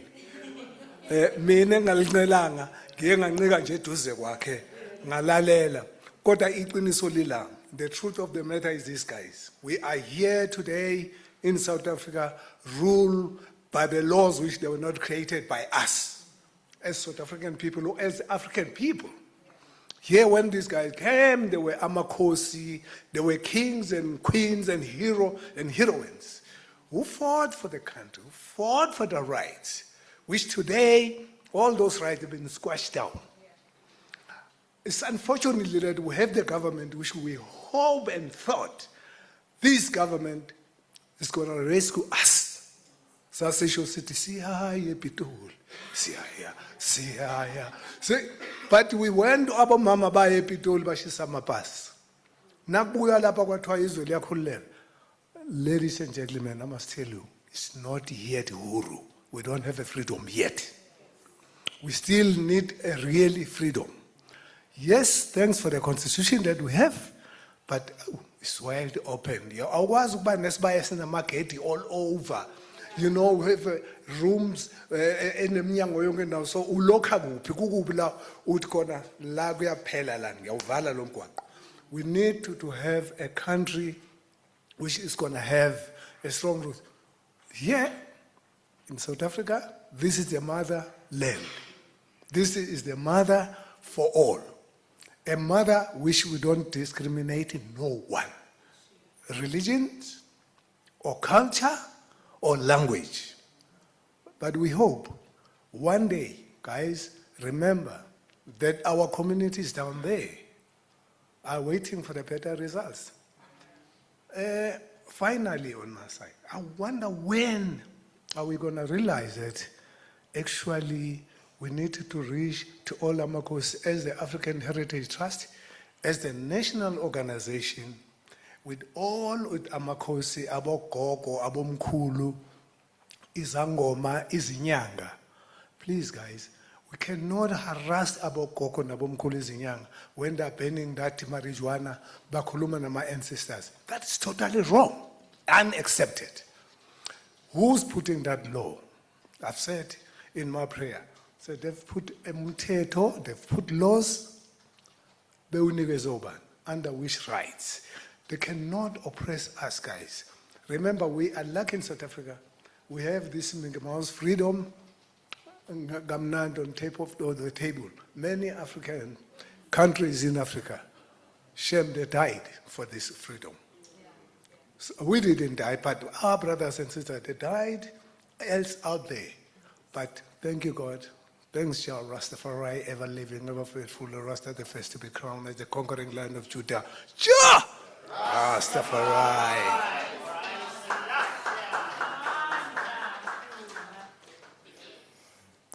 Thank you, my elder. We're not getting any younger, are we? We must hurry up. We must hurry up. You and I want to retire, sir. We want to just sit on the stoop and smoke our dacha.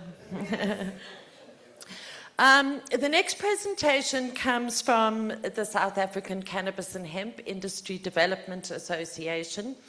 After I've read the statement, unfortunately our chair, Katlego, couldn't be here today, but I will ask our vice chair, Kian McClellan, just to say a few words after I've read Sachida's statement. Sachida supports this police, oh, and a disclaimer, I am the secretary of Sachida. I'm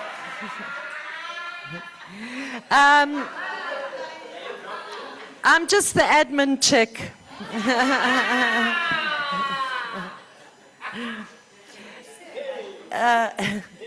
Sachida supports this police reform project as a concerned stakeholder because effective, fair and trusted policing is essential to South Africa's stability, economic development and social cohesion.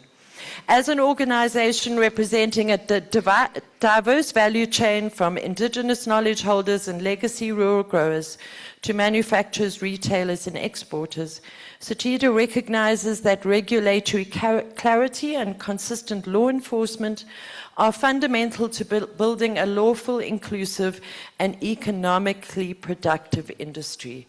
Because after all, we've all got to put food on the table. Our support is grounded in the principle that policing reform strengthens the rule of law.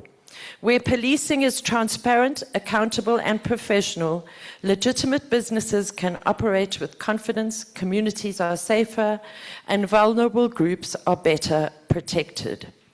As a neutral stakeholder, Sachida does not approach reform from a political or ideological position. Our perspective is shaped by practical realities experienced by members across rural and urban environments.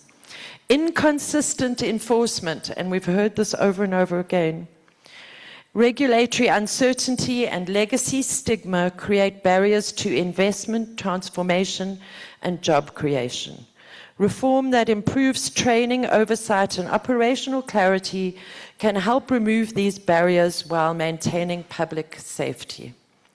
We also support reform initiatives that prioritize community trust. Policing that is fair, consistent, and respectful of constitutional rights fosters cooperation between law enforcement and communities.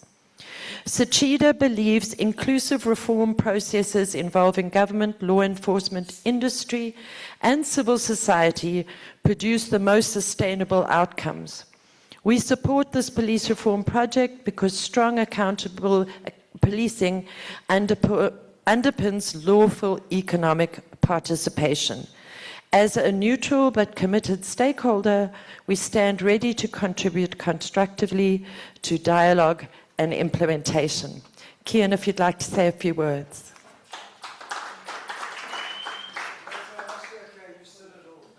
Okay. Thank you for joining us today. The next presentations comes from the Mahlatla Traditional Faith Healers Group, and I see that Mkulu Lekoro is online, but I will just read their statement because I think this is very pertinent, coming from the heart of a traditional healer. I submit this statement as a traditional healer and community member who has directly witnessed the impact of current cannabis policing practices in South Africa. My contribution is informed by lived experience as well as by long-standing cultural and spiritual traditions in which cannabis has been used for healing, reflection, and ancestral practice. Despite constitutional developments that decriminalized the private use of cannabis, the reality on the ground remains deeply troubling. Law enforcement practices continue to be inconsistent. We're hearing that over and over again. Unclear and in many cases harmful to ordinary community members. This lack of clarity has real consequences.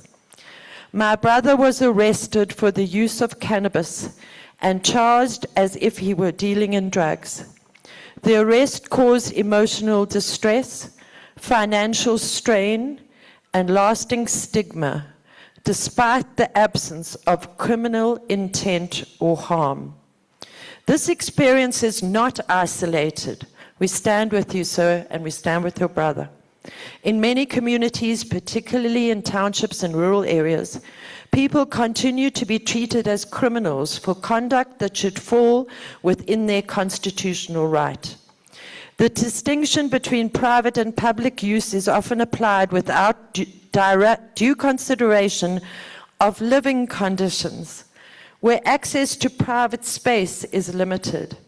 As a result, individuals are unfairly exposed to arrest and prosecution based solely on their socio-economic circumstances. It's really super important in this discussion. From my observation, I love the way that this is written from the person's heart. Thank you, Mkhulu. Many police officers lack adequate training and clear operational guidance on current cannabis laws. This uncertainty results in arbitrary searches. For traditional healers and community members who use cannabis for medicinal or spiritual purposes, such practices disrupt cultural traditions and undermine personal dignity. They also erode trust between communities and law enforcement institutions. There are, however, positive examples of respectful and rights-based policing.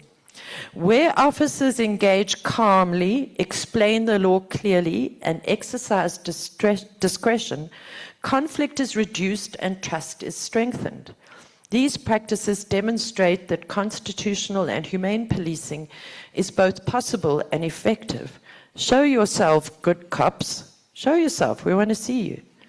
Communities expect clear, nationally consistent policing guidelines on cannabis, supported by comprehensive training that includes constitutional rights, cultural awareness, and community engagement. Public education initiatives are equally important to ensure that communities understand both their rights and their responsibilities under the law. In conclusion, cannabis policing in South Africa should move away from punitive approaches towards fairness and understanding. By listening to community experiences and aligning policing practices with constitutional values, the justice system can promote healing rather than harm.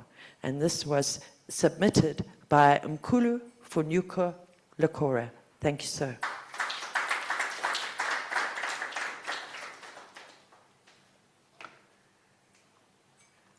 I think I'm going to get Amy to read this one.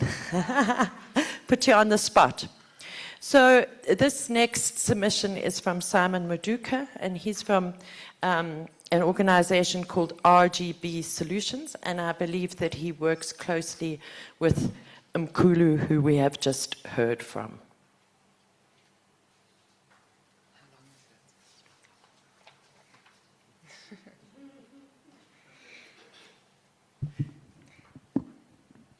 Thanks. Okay. I submit the statements in my capacity as Director of RGB Solutions and as a community member with direct lived exposure to how cannabis policing is experienced on the ground. Since the Constitutional Court ruling affirming the right to private use and cultivation of cannabis policing practices in many communities have remained inconsistent and in some cases abusive. While the law has progressed, enforcement on the ground has not always followed. This gap has created fear, exploitation, and ongoing harm within communities. Through daily observation and engagement within businesses and residential areas, I regularly witness law enforcement officers stopping cannabis traders and individuals suspected of using cannabis for personal or private use. In many instances, instead of applying the law firmly, officers take advantage of the lack of clarity around cannabis legislation. Don't we know that's true? Community members report, and I have personally observed situations where individuals are pressured to pay bribes to avoid arrest, confiscation of property, or prolonged detention. Even individuals who are using cannabis privately and non-commercially are often intimidated, threatened with arrest, or subjected to unlawful searches. This practice disproportionately affects young people, informal traders, and those who lack knowledge or legal knowledge of the resources to challenge police misconduct. These lived experiences demonstrate that unclear policing guidelines create opportunities for abuse of power. Instead of protecting communities, inconsistent cannabis policing has in some areas become a source of exploitation. I strongly believe the cannabis policing in South Africa must be guided by clear, enforceable standard operating procedures grounded in our constitutional rights, transparency, and accountability.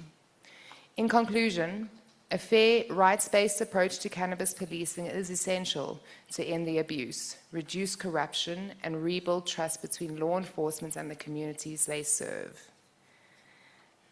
That's it. And I think incredibly powerful too. Yeah. Thank you. I'm not sure who's next. This is Charity. Okay, let's just see if Charity Manoreng is online and whether you can share your screen, Charity. Sorry to put you on the spot. Sure, thanks, Marta. Do I need to put my camera on, or I'm not sure. It's just a short one. I can read it. Yeah, please go ahead.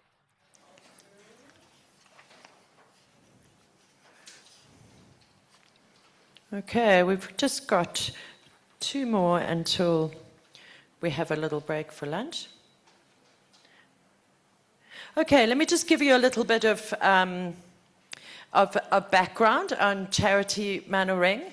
She's also a long-time drug policy colleague. She's actually a PhD student, and Simon is her PhD supervisor.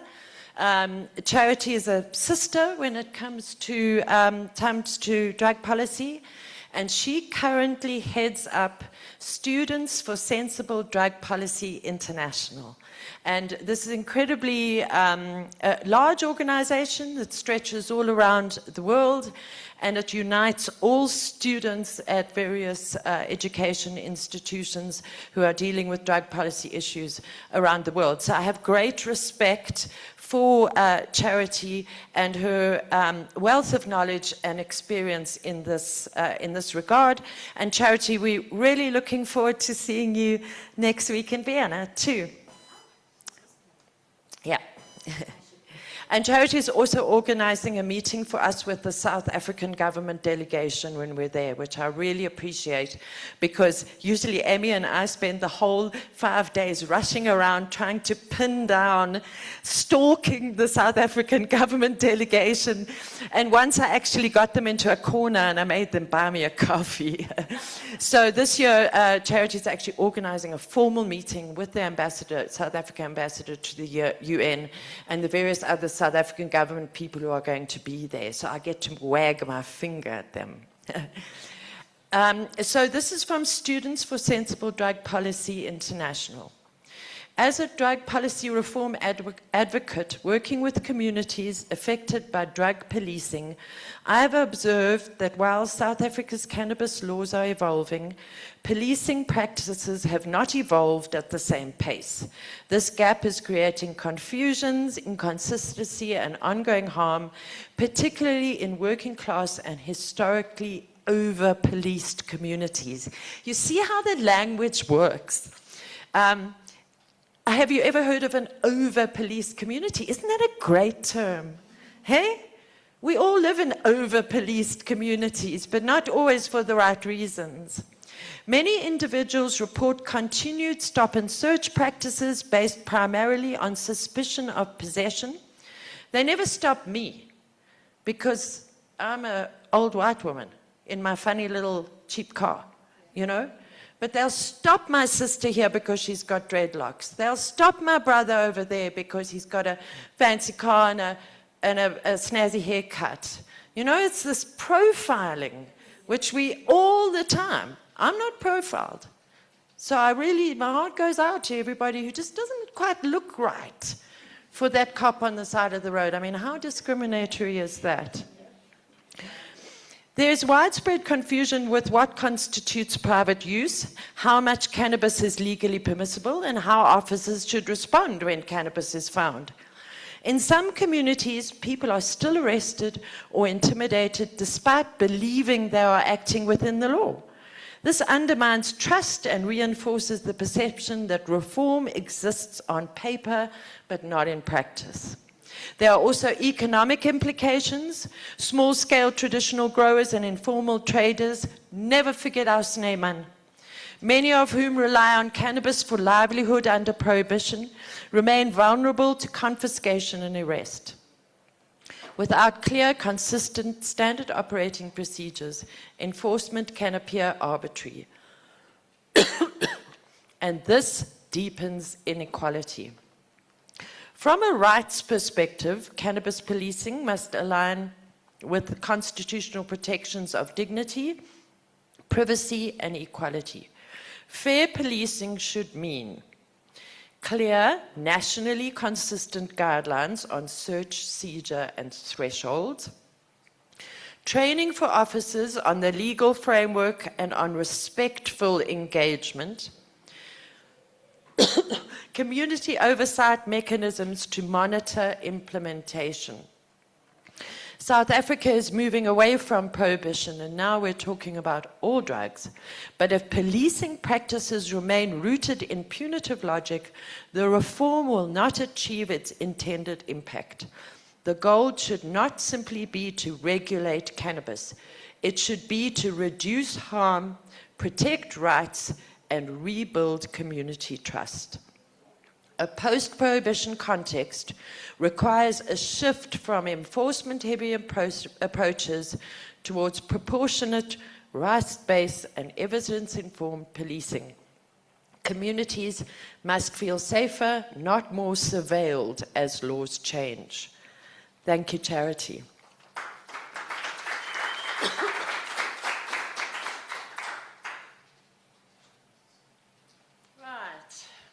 So we have our last presentation. Unfortunately, Atlechang Sabotsani was meant to be here, but obviously couldn't make it for some reason. So I'll just read out his statement. He is the youth coordinator for the South African National Cannabis Organization. The statement is on cannabis policing, accountability, and criminal records in Mabopane. For those people who don't know where Mabopane is, it's just north of Pretoria. This statement reflects personal observations regarding cannabis policing in Mabopane. Over time, enforcement practices in Mabopane have shifted.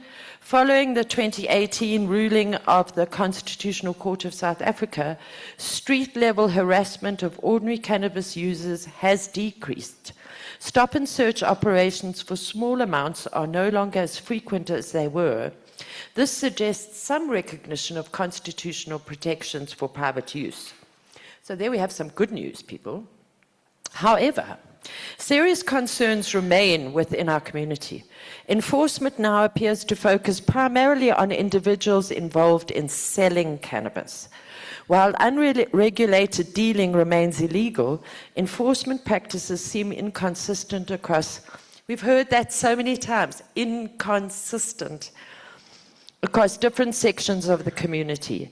Some dealers operate openly without visible interference, while others face repeated confiscations and disruptions. It must be acknowledged that some officers serving in Mabopane carry out their duties with integrity and professionalism. However, the concerns raised here reflect community experiences involving certain members whose actions raise serious questions about fairness and accountability. These issues deserve transparent oversight and investigation. In addition, criminal records for cannabis possession continue to affect our residents. Individuals previously charged with possession of what was classified as an undesirable substance, remember that, still in the law. Dependents producing undesirable substance still carry records that limit employment and opportunity. Because you know how many people, you go for a job interview and then they want to drug test you, or they want to know about your criminal record. In light of the constitutional developments, maintaining these records is not progressive. Expungement of minor cannabis possession records, I say all cannabis records, not just minor offences, not just possessions. So sorry, Atlechang, I'm correcting you there. Every single cannabis record, whether it was for dealing for 500 kilograms, we don't care, they should all be expunged, should be automatic and immediate without requiring burdensome applications. Yeah. We've got to do these applications and then wait and then go to Pretoria and do all of this stuff. For Mabopane to move forward, cannabis policing must reflect fairness, transparency, accountability, and constitutional progress. Thank you, Atlechang Sabotsane from Sanko. Thank you very much. Okay, ladies and gentlemen, it's quite intense, all of these presentations, but after lunch, we will be hearing from Harambee Solutions and my friend Brett. So Brett, if you can just get ready online in about an hour and 15 minutes. We're going to have some lunch, and then we'll see you when our bellies are full. Thanks. Welcome back from lunch, everybody. I hope you've all had a great a feast with Chef Lolo's fantastic food. She really has amazing service and really good quality food, and she caters for all sorts of diets. So if anybody has an event in and around Joburg, please support Chef Lolo. Her prices are also incredibly reasonable. And she's got a really great little business that really warrants us all supporting her. Okay. So now we're going to go on to the people who were doing the online presentations. I'd like to just introduce Brett, who is a lawyer who lives in Cape Town. And he is a specialist in freedom of association. So he knows everything about our law and everything to do with freedom of association. We've been working together for many years. Brett runs Harambee Solutions, and then also together with Marley and Tennyson and Bonke from Mpondoland, they run the Mpondoland Plug Project, which is looking at supply chain issues between the rural farmers and the clubs in the urban areas, which I think is an incredibly a wise initiative, because we all know that supply chains is where it all is if we want to continue to put food on the table. So we really do salute Harambee Solutions for helping clubs to set up, and Mpondoland Plug Project for helping with these supply chain matters. So Brett, your submission was the longest of them all. So maybe not read it all, it's all going to go in the final document. But can you just tell us briefly how you put together the submission and what the main points were? Thanks. Thanks, Smirts, for that lekker introduction. And molweni, everyone. And a heart of thanks to you guys at the Fields of Green, our good friends, for convening this incredibly important project. As Mert says, I am speaking on behalf of Harambee Solutions, a cannabis legal and compliance advisory, and the Mpondoland Plug Project, a non-profit company trying to plug subsistence Amapondo cannabis farmers back into the market. Bonke and Marlene's upcoming video will speak directly to the lived realities in Mpondoland. My role here is slightly different. Rather than submitting narratives or anecdotes of conflict or enforcement breakdowns, I'm going to take a bit of a tiger line and anchor these submissions at the level of constitutional principle where durable policing guidance, I think, should begin. And the starting point is simply this: private cannabis conduct is not a tolerated illegality, it's lawful. If conduct is presumptively lawful, then policing must begin from there, from legality, not from investigative presumption. That means that operational procedures must require objective indicators before any lawful enforcement step. Suspicion alone is not sufficient to override private conduct. The reality is this isn't even a pro-cannabis argument. It's just simply a matter of proper constitutional sequencing. Constitutionally entrenched presumptions of lawfulness and innocence need to come first. Investigation follows only where the law and evidence justify it. These draft regulations are not yet law. They are proposed, subject to scrutiny and revision. They are draft, and do not yet create thresholds, rights, or enforcement obligations. Indeed, uncertain thresholds can never empower police to expand reach beyond constitutional limits. If we design operational guidance around regulatory speculation, we risk instability. Instead, we should anchor in the Constitution, along with Prince 3 and the Bill of Rights, with our dignity and cultural and associational freedoms. And then the Act, assuming it survives Russ Garrett's imminent attack, interpreted in accordance with the spirit of the Bill of Rights, as is plainly required under Section 39(2) of the Constitution. And from that foundation, hopefully some operational clarity follows. Proposed guiding principles are simple but firm and realistically not unprecedented. Private adult cannabis conduct must be presumed lawful unless there are specific, articulable, objective grounds to believe otherwise. Profiling interference from demographics or cultural association cannot substitute for lawful grounds. Quantity and/or cultural association does not equal commercial exchange and dealing. So membership in a bona fide private group, shared cultivation, or cohabitation can never, without further ado, justify intervention. If those prohibition-era shortcuts creep back in under new vocab, we failed in this transition. And crucially, if we collapse private into solitary, we infringe constitutional protection beyond what Prince 3 allows.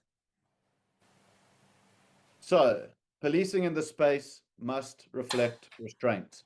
Entry into private spaces must be exceptional. It must be supported by lawful authority and be necessary and proportionate. Operational manuals or SOPs must clearly distinguish between draft policy and binding authority. Arrest always a last resort. Graduated responses, documentation of lesser measures, and clear evidentiary grounding must precede escalation. This would protect both the people and the SAPS. If KPIs incentivize seizures and arrests without due process, we simply reproduce prohibition through different metrics. Performance indicators must measure and incentivize right-respecting outcomes. So simply put, SOPs and KPIs must incentivize dignity and public trust. And proper policing requires the embedding and not mere referencing of constitutional standards into the training. Yeah, again, everything condenses into one principle. Anchor in constitutional principle, the presumption of lawfulness of private conduct. And from that, you anchor. And from that anchor, you develop operational rules and SOPs that are narrow, evidence-based, and accountable. The SAPS must enforce the law, but without presuming guilt or undermining constitutional rights or community trust. If we anchor there, clarity might follow. If we don't, we foster prohibition by practice and continued distrust. So really, that's all for me from now. Bonke and Marlene's upcoming video will illustrate the farmers' lived realities in Mpondo land. We remain available to assist and thank Myrtle and the team at FGA for this opportunity to collaborate. My name is Bonke Mfanekiso. I'm from Pondoland area, but I'm working for Pondoland Plug Project. So I just want to talk about the police, but how they behave of the police around Pondoland. Yes, there is some challenges, although they are not bad, you know. People around us, down to the villages, you know, has the same village, Mncibe. There is no police coming to the villages looking up and down the cannabis users. But when you go around town, there's still some police that are taking advantage. Since they are the police, you know, they're giving those ones that are around township the challenges.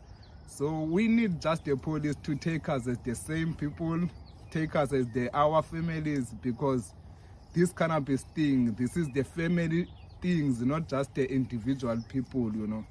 So I just want to make an example, you know. There is one guy even in Cape Town. He was a policeman. He is the smoker. He is the use of cannabis. So they test him positively. After that, they fired his job. But after the judgment, so the judgment is saying, no, they must give him back his job because he didn't do anything wrong if it's just a use of cannabis. So there's many things like our police, they need to understand. We are the same family. Around Pondo people, this cannabis has been growing the families. So same as the policemen, they was grown in these cannabis things, you know. So really it's true that the lawmakers, when they making law, they must make sure that the police, they understood very well how they must treat the people, because we just want the people to treat us as the same, you know, as the same their cousin, as the same their uncle, as the same their mother. Not just to see someone on the street, he's the use of cannabis, and then you think he's a drug dealer. No, no one is a drug dealer, he's growing cannabis. If we are all families, we just want the police to treat us as their families. Also, we are their families, you know. They must just understand that part, you know, but we are the same family in South Africa. No one is different than another one.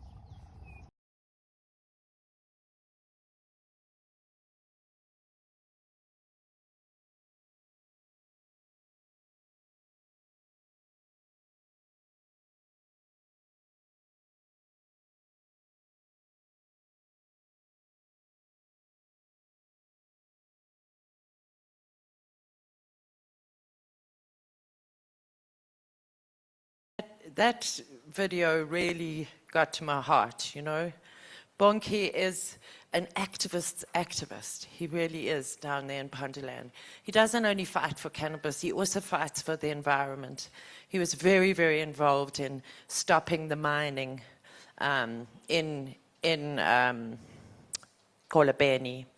And he fights for the fishermen's rights and the people down there. So I really huge respect for the man, and I just love that video. And while it might seem that we are, you know, we're saying the same thing over and over again, there's lots of nuances to this argument. I think at the end of today, we can take all of the main points out, and we're all saying the same thing. But that nuance about us all being family is really, it's really heartfelt, because it is.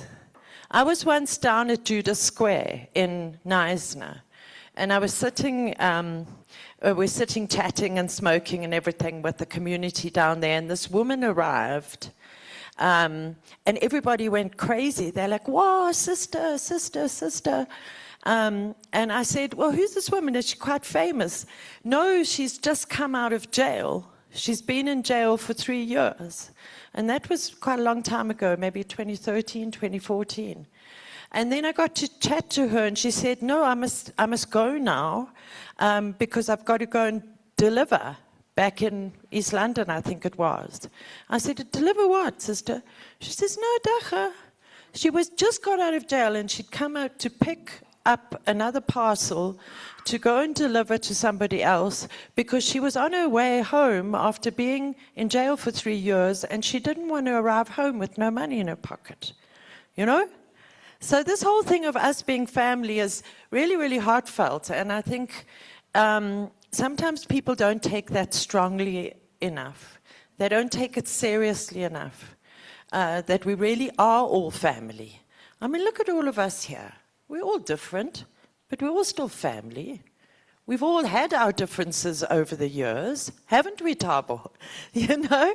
We've had our differences, but we love each other. And we'll work out those differences. Hey, Jadiso? We will, of course. I mean, the brothers have come and sat at my house and we've thrashed out the problems here, or let's try this or let's try that. So I really love that video from Bonke. And then the next, if you could maybe try and get Quibus on, otherwise I'll read his. But in the meantime, we have a statement from the Sativa Sisters community. Amy is part of the Sativa Sisters, and they're mainly an online community, but based down also in the garden route. Thank you very much to Megan Stein for sending this in. My name is Megan Stein, and I speak on behalf of the Sativa Sisters community, a collective of women working across the cannabis wellness, healing, advocacy, traditional practice, and small business sectors in South Africa. Cannabis is not a new or foreign substance within African society. It has a long and documented history in African traditional medicine, agriculture, and cultural practices. Legacy cultivators, indigenous healers, and women have been key custodians of this plant for generations. And I know and I salute all the women in cannabis, because under Prohibition, it was the women who were the mules, as they call them in drug speak, you know, the people who used to do all the transport and a lot of the growing in the traditional, in the rural areas, when all the men were off getting jobs in the city. The women and the old people would be at home looking after the children in the fields and the livestock. So this statement from the Sativa Sisters it's important. It's a women's group. Section 31 of the Constitution protects the rights of cultural communities to practice and enjoy their traditions. In many contexts, cannabis cultivation and use are intertwined with both cultural practice and community survival. Legal uncertainty is not theoretical. Women are traveling with plants, oils, wellness products, and medicinal preparations, often rooted in traditional practice. Many are unsure whether their activities will be recognized as lawful or treated as criminal, depending entirely on the interpretation of individual officers. This uncertainty creates a power imbalance. It opens space for intimidation, inconsistent enforcement, and in some cases, harassment. Women, particularly mothers, caregivers, traditional healers, and primary breadwinners, carry a disproportionate burden of risk in these interactions. This directly engages several constitutional rights: the right to human dignity, the right to freedom and security of the person, the right to choose one's trade, occupation, or profession freely, the right to practice culture and tradition. When policing is inconsistent, women withdraw from visibility. Women avoid travel and expansion. Women hesitate to formalize businesses, and women absorb emotional and financial stress quietly. Many women in cannabis are micro-entrepreneurs, small-scale cultivators, formulators, educators, or traditional practitioners. They are not operating large commercial enterprises. They are building livelihoods within emerging legal frameworks that have yet to fully recognize historical, cultural, and socio-economic realities. Beyond resource allocation, the human impact cannot be ignored. An arrest, even where no conviction follows, carries significant psychological and social consequences. Individuals may experience trauma, humiliation, reputational damage, financial strain, and lasting fear of further engagement with law enforcement. You'll never forget the smell from the inside of a police holding cell. For women, especially those who are caregivers or respected members of their communities, an arrest can disrupt their families, threaten their ability to earn an income, and damage their reputation. From the perspective of the Sativa Sisters community, meaningful police reform in relation to cannabis must include clear, practical, standard operating procedures, gender-aware and culturally informed policing, recognition and protection of indigenous knowledge systems, consideration of the socioeconomic realities, proper standardized training for law enforcement officers, protection against abuse of authority, accessible and safe accountability mechanisms. Clarity creates safety. Safety enables participation. Participation drives transformation. Women are not requesting special treatment. We are asking for lawful, respectful, constitutionally aligned enforcement that protects human dignity. We have long stewarded this plant in service of healing, family stability, and community resilience. Reform should ensure that we are no longer placed at disproportionate risk for doing so. We appreciate the opportunity to contribute to this important discussion. Respectfully, Megan Stein. Thank you.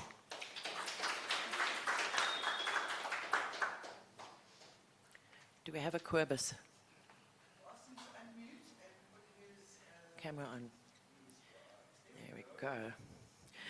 Right, I think everybody here in the room knows Querbus Skuman. Hello, Querbus. Very nice to have you here today. Querbus is from Grow on Africa and various other things and khutras around the country, has been involved in cannabis development for many years, and Querbus sent us a great submission, and I'm so pleased that we can actually see you here, and you can tell us a bit about Grow on Africa and police and your contribution to the police reform project on behalf of those communities that you represent. Thanks, Querbus. Lekker, thanks a lot, Myrtle, and happy Friday to everybody there. Yeah, so South Africa has decriminalized private adult possession and cultivation of cannabis. That constitutional position is settled. The challenge now is not legality, it's operational clarity. So on the ground, regulatory ambiguities are translating into inconsistent enforcement, where drafting lacks precision, discretion fills the gap. Now that exposes communities to uneven treatment and exposes police officers to procedural and legal risks. Neither outcome strengthens public safety. 3 pressure points are particularly significant. First, quantitative controls must be coherent. Where possession thresholds already regulate diversion risk, separate plant count triggers can create duplicate enforcement thresholds that do not necessarily reflect actual harm. Enforcement should correlate with risk, not technical exceedance within private space. Second, compliance must be determined at a specific moment. If standards are unclear and about when an offense arises, officers are forced to interpret intent rather than assess objective facts. Police require point-in-time thresholds that are measurable and defensible. Thirdly, transport safeguards should focus on conduct-based risk, impaired driving, supply to minors, and indicators of dealing. When private use transport is treated as contraband-style carriage, enforcement risks becoming disproportionate and selectively applied. The deeper structural issue is insufficient differentiation between distinct categories of conduct. Constitutionally protected private use, informal or small-scale non-commercial activity, including emergent collective self-governance structures, and organized criminal trafficking. Without practical tools to distinguish these categories, enforcement collapses them into one another. Now, that does not strengthen the fight against organized crime, it dilutes it. Law enforcement is most effective when focused where diversion risk and commercial harm are clear. A system without transitional pathways inevitably pushes informal actors into criminal categorizations rather than regulatory migration, where communities attempt to organize within constitutional boundaries but lack formal recognition. They are easily treated as indistinguishable from criminal enterprises. That creates friction rather than compliance. Officers should not be required to infer intent in the absence of objective thresholds, nor should minor or technical deviations within private space automatically trigger criminal exposure where diversion risk is absent. Going forward, alignment should be guided by three principles: clear point-in-time regulatory standards, proportionately calibrated to actual risk, and structured engagement between police, communities, and legal practitioners to develop consistent operational interpretation. Decriminalization was not a policy experiment, it was a constitutional correction. If ambiguity in enforcement recreates prohibition in practice, then the state is acting outside the spirit of its own highest court. Rights cannot depend on discretion. Enforcement cannot depend on interpretation where clarity is required. If we are serious about disrupting organized crime, then we must stop blurring the lines between private conduct and commercial harm. The Constitution is not negotiable. Proportionality is not optional. Precision in enforcement is not weakness, it is strength. And anything less undermines both legitimacy and effectiveness. Thank you very much for the opportunity and appreciate the efforts that you're putting on in the project. Thanks for having me.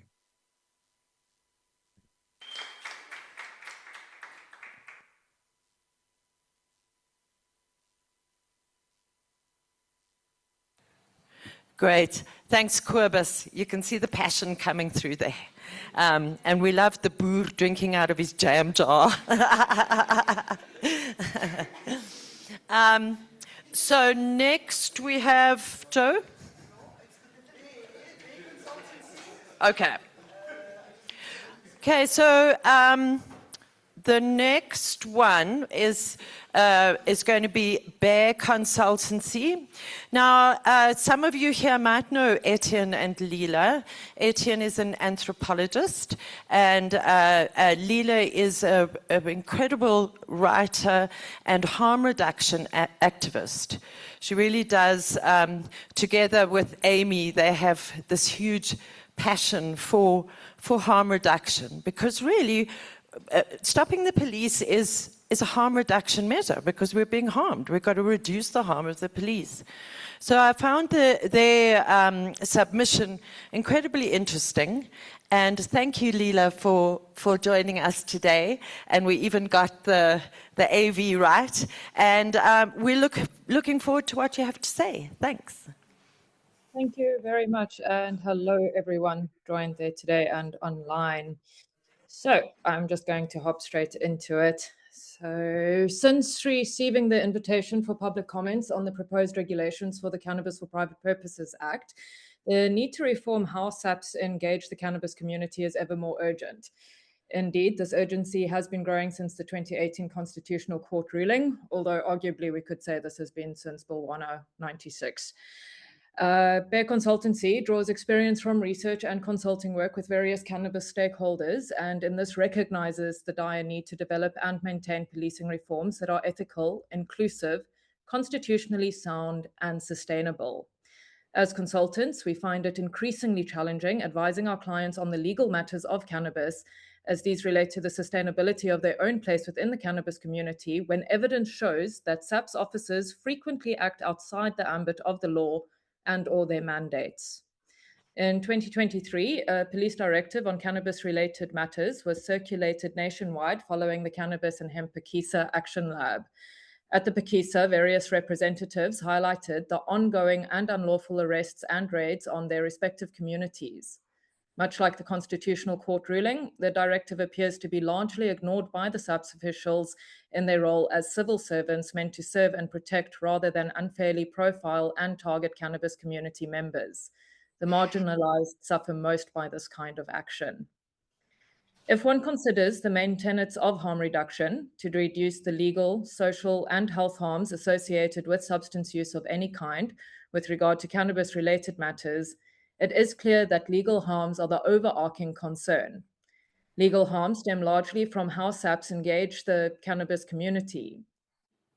Legal harms are not only isolated to the harms of being arrested, but in the disproportionate use of law enforcement and or criminal justice-focused interventions that may result in physical or health harms, as in the case of police brutality, as well as social harms as seen in stigma. It is therefore paramount to address the primary legal harms and the resulting physical and social harms that arise with how the SAPS engage with the wider South African cannabis community, if we are to reform policing around cannabis-related matters. Their consultancy endeavors to bridge the gaps between SAPS and the cannabis community through facilitating and contributing to community-led evidence gathering and program development and implementation going forward. And just in closing, I also want to just add that we have had positive interactions with some police. We also understand that capacity is a major issue that many police officers too face. In this, I cited the police directive, and although this was heard by some police also receive many directives on a weekly basis and cannot feasibly keep up to date with all of it. Something that I always caution people in the work that I do is to understand that police are also trying to do their jobs, that they have pressure within their own offices that they need to keep to. They may also have outside pressure. Coming from Cape Town, I am no stranger to the capture of the police stations, and that we are seeing unfair actions undertaken by bad actors in the cannabis industry that also impact how police are used against other members of the cannabis community. In that, we need to be more proactive and also understanding of where our police officers are placed within this whole spectrum, and that understand that policing is also a spectrum. So that's all from us at Bear Consultancy. Thank you very much for the time and the opportunity.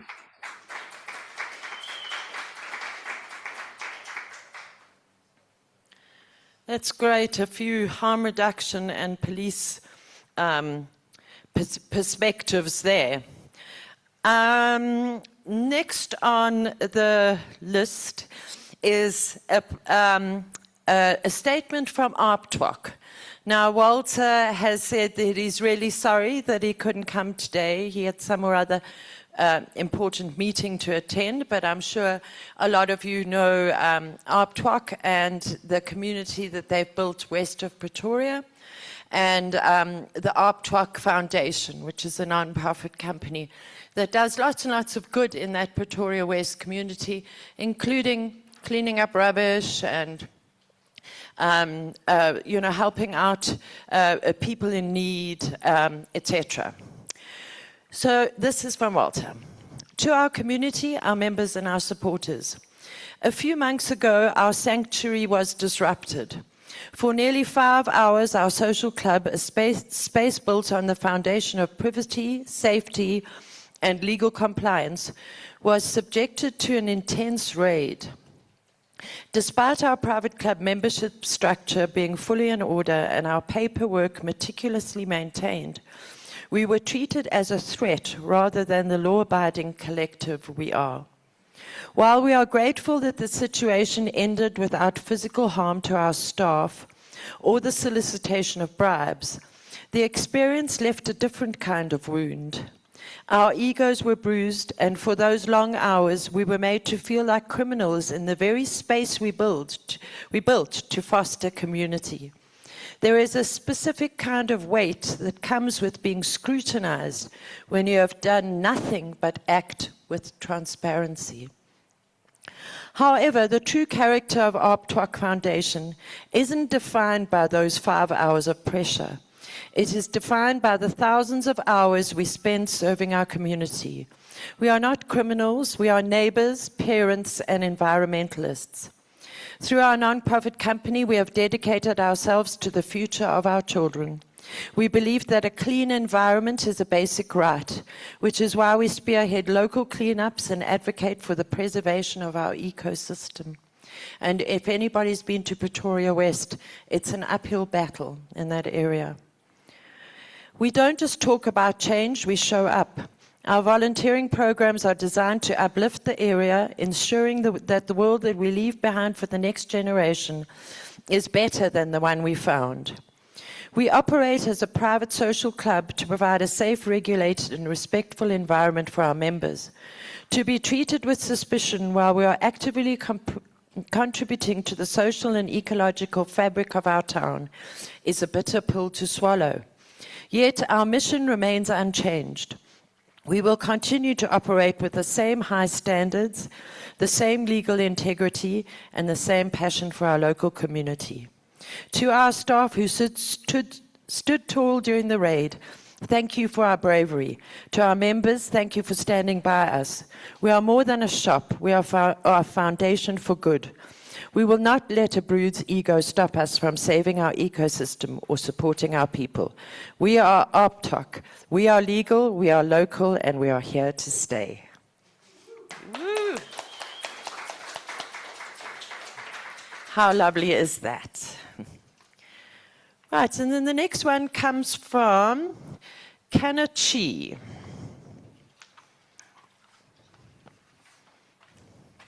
Thank you, Robin. If you're online, thank you very much for sending in your statement. Kanachi welcomes the opportunity to participate. Is she? Robin, would you like to read your statement yourself? I'm sure everybody's sick of hearing from me. Yes, no problem. Hi, can you hear me? Yes, we can hear you. Thank you very much. Thank you very much. Afternoon, everybody. I'm Robin, and I'm here to represent Kanachi. We are a collective of cannabis-focused businesses, including Intracan, Greenways Dispensary, and cannabis clinics. Our mission is to ensure patients, practitioners, and partners can operate within the current framework that is compliant. So, as you know, recent reforms have created new opportunities for patients to access cannabis through SAHPRA's Section 21 scripts and regulated dispensaries. Yet, we believe that policing practices have not caught up with these changes, which actually leaves these patients, doctors, and dispensaries reporting uncertainty, inconsistent enforcement, and at times unlawful actions, which ultimately undermines trust in the whole system. So yes, we believe clear policing standards are essential to building confidence in the sector. Standard operating procedures should reflect the realities of medical cannabis access, including the roles of doctors, prescribing, the responsibilities of dispensaries fulfilling these scripts, and of course, maintaining compliance obligations for SAHPRA-approved cultivators. Cannabis Clinics is committed to supporting this process with our operational experience, from compliance management to training and technology platforms, which we believe could help shape practical policing procedures.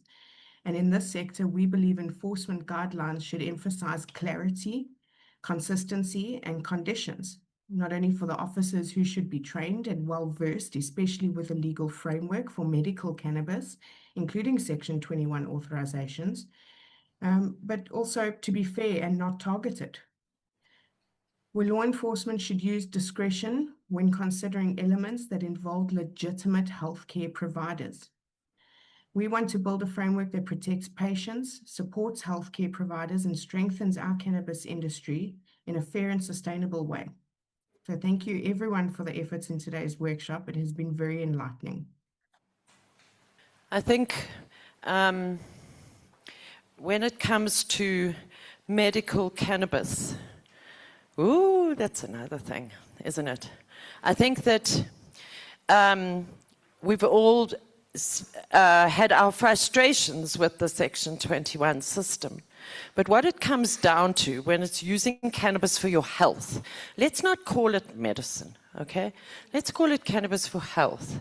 And let's concentrate on three main things: access, availability, and affordability. Because right now, proper registered, although there's none registered in South Africa, proper prescription cannabis is out of the league of 99% of South Africans. I don't have medical aid. I wonder how many people have medical aid here. I'm going to afford to spend, 2,000 Rand a month on cannabis medicine. But let us also not forget that prescription cannabis and SAHPRA, let's leave the Section 21 on the side for now, prescription cannabis and SAHPRA have got their place. But let's just make sure that they stick in their corner. Because, yeah. Okay, so I think it was very important to have this perspective today, because there's all sorts of perspectives. And companies like Kanachi are really trying to do it right, just like all of us. So that was also a valuable contribution from another perspective. I'd just like to also pause now to give a shout out to all of our amazing Fields of Green for All affiliates and Dagga private clubs, because the next statement comes from a company called Canna All, and they gave us a very generous donation towards this event today. And I'd just like to thank Hein and thank all the affiliates who support us every single month, because without that, we wouldn't be able to keep the lights on. We wouldn't be able to keep all of our social media going. Nobody here would have lovely t-shirts and goodie bags today. We wouldn't be able to represent our communities at the UN. And we wouldn't be able to, Amy, Charles, Joe, Shane, and myself, keep going in the Fields of Green for All office. So I really appreciate the following companies. BioLeaf, Wesley's also one of our directors, he was here earlier. Dankpak, Resolute Services, who do all of our accounts. Dutch Lighting Innovations in the Netherlands. Knuckle Genetics, iLabs, Canna All, Indosun, Dagga Pharmacy, Solidarity, 420 Central, Chiba Africa, Wicked Imports, 420 Herbalist, Terptopia, The Jazz Farm, Bavida, Medusa Dabs, One Love Rolling Papers, Hemporium, and all the Dagga private clubs who support us, and all the Dagga private clubs all around South Africa who are trying so hard for their community. So we really wouldn't be here today if it wasn't for all of these amazing people. So Hein said he didn't want to read his online, so I'm going to read it for him. Hein is based in Potchefstroom.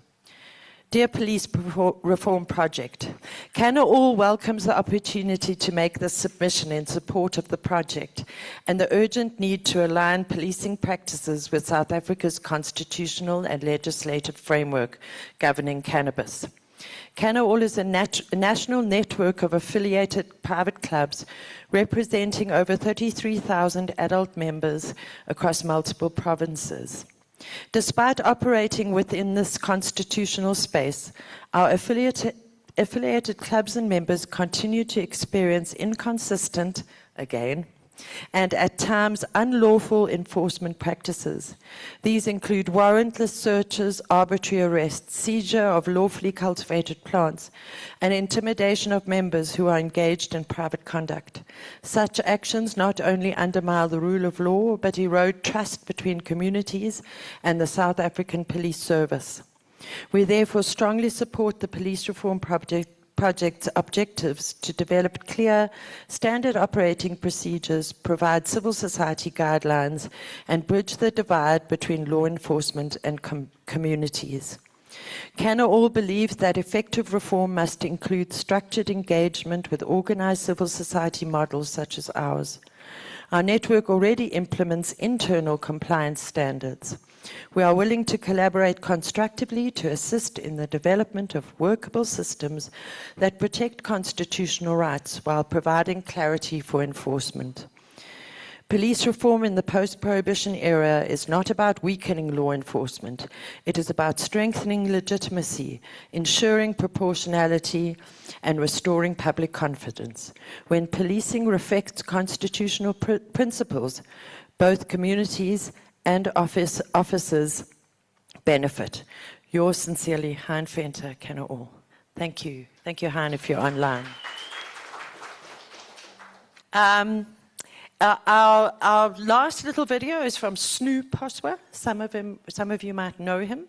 He's down in Mpondoland, and he's from the Mpondoland Cannabis Belt Association and also the OR Tambo Collective, but he does introduce himself on the video, and I'm really pleased he could send us in a video, because the Mpondoland Cannabis Belt Association, very important organization. Greetings. My name is Snokes Poswa. I am the Managing Director of the OR Tambo Cooperative Development Center here in Mthatha, and I am a founding member of the Mpondoland Cannabis Belt Association, and I am its first Secretary General. We have a very bad experience with police now, and it's becoming worse.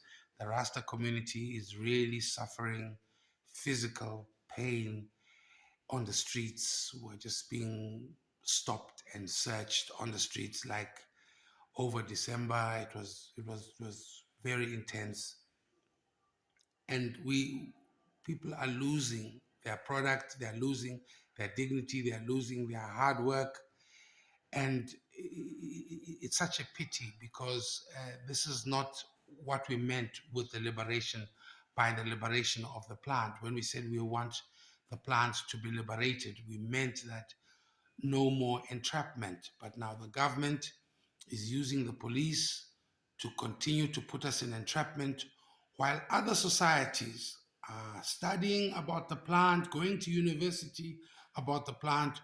We are still battling with prison and prison records, and it is a very, very, very difficult situation, in so much that we would like to express that the IKS sandbox be implemented as soon as possible, so that the police can stop harassing us in the manner in which they do. We would like the moratorium that was not implemented to be implemented. We would like that our human rights be considered by all portfolio committees and all other organizations that are responsible to looking into the improvement of the situation in Pondoland. This is a valuable plant. We are valuable people, and this is about time we stop the police from being extortionists and from entering into the criminal space by not allowing them to be able to do so. So please assist us in ensuring that police remain police and genuine to the cause of the upliftment of the law, and not the exact opposite. Thank you.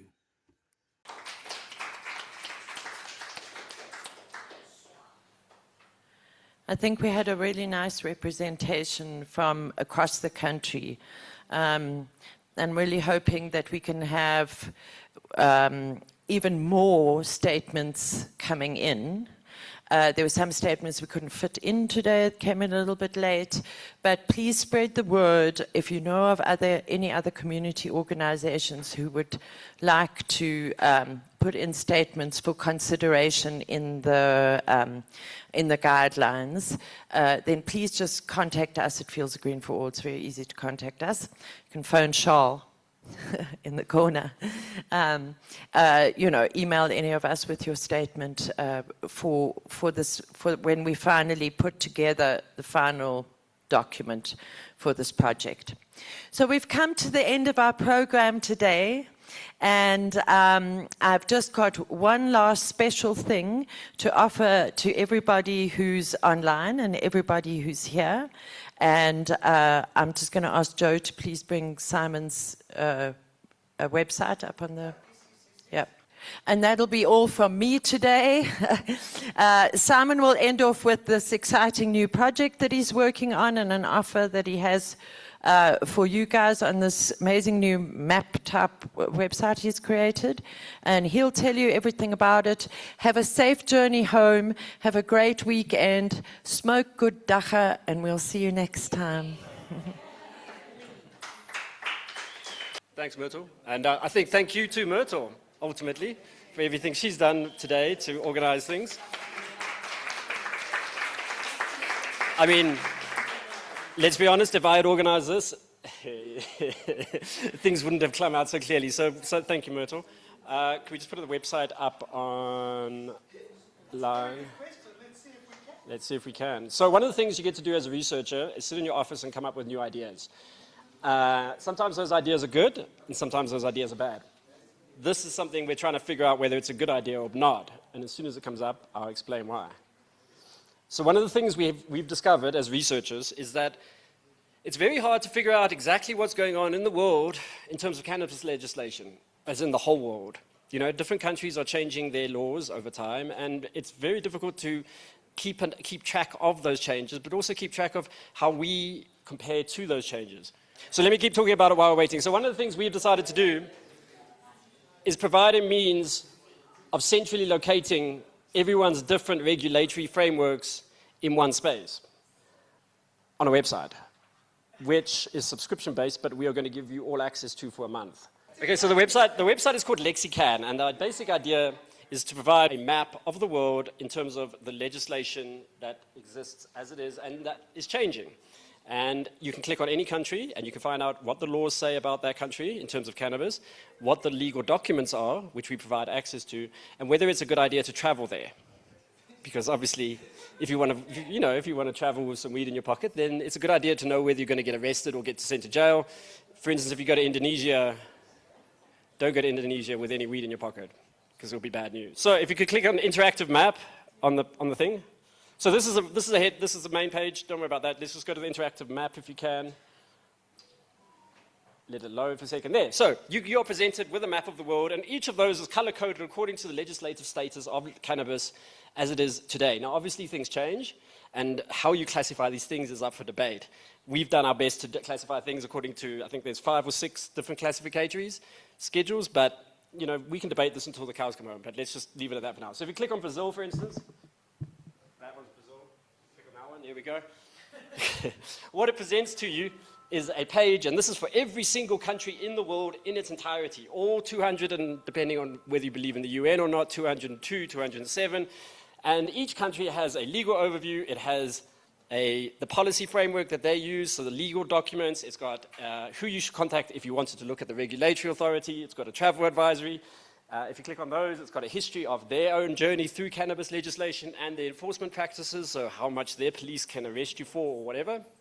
That's for every single country in the world, including things like the Vatican City, which is incredibly difficult to find information on. But nonetheless, the point is that it can be a very useful resource if you're interested in this thing, if you want to know about legislation and how it's changing in the world. The way to gain access, it is subscription-based. We will give you a month's free subscription, so all you have to do is email me with your email address, and I'll explain to you how to get your free subscription, okay? So it's for 1 month from today, essentially. So please email me if you want to access, and I'll guide you through the process of making sure that you can gain access, because without access, there is a non-subscription version, but you can't really see much, because it costs a lot of money to make the site, so we have to charge people to look at the site now. But yeah, that's the basic idea. It is the first and only resource available online that does this, so if you want to use it, please feel free for a month. So thank you. If you don't get a free version, $9.99 per month. Sounds a lot, but it's for US clients and stuff. We're trying to work on a system where it changes the pricing depending on where you are, but I'm not a web developer. And this has been a whole journey in web development that I'm still learning. So to get the thing to change depending on where you are is incredibly difficult, but we're working on it. But the basic idea is that it gives you all of the legal information you need about every single country in the world in terms of cannabis as it stands today, and it's constantly updated. So if something changes, we will change it on the website so that you have access to the latest information available online. And no other website I know of in the world does that. So thank you. Enjoy. Okay.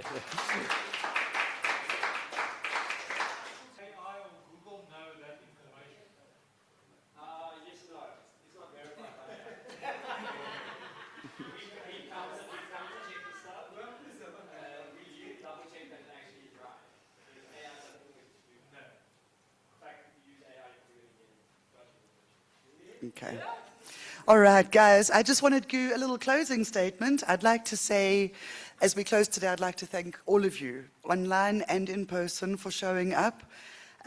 Today was not about mandates. It wasn't about who's the loudest, who's got the most authority.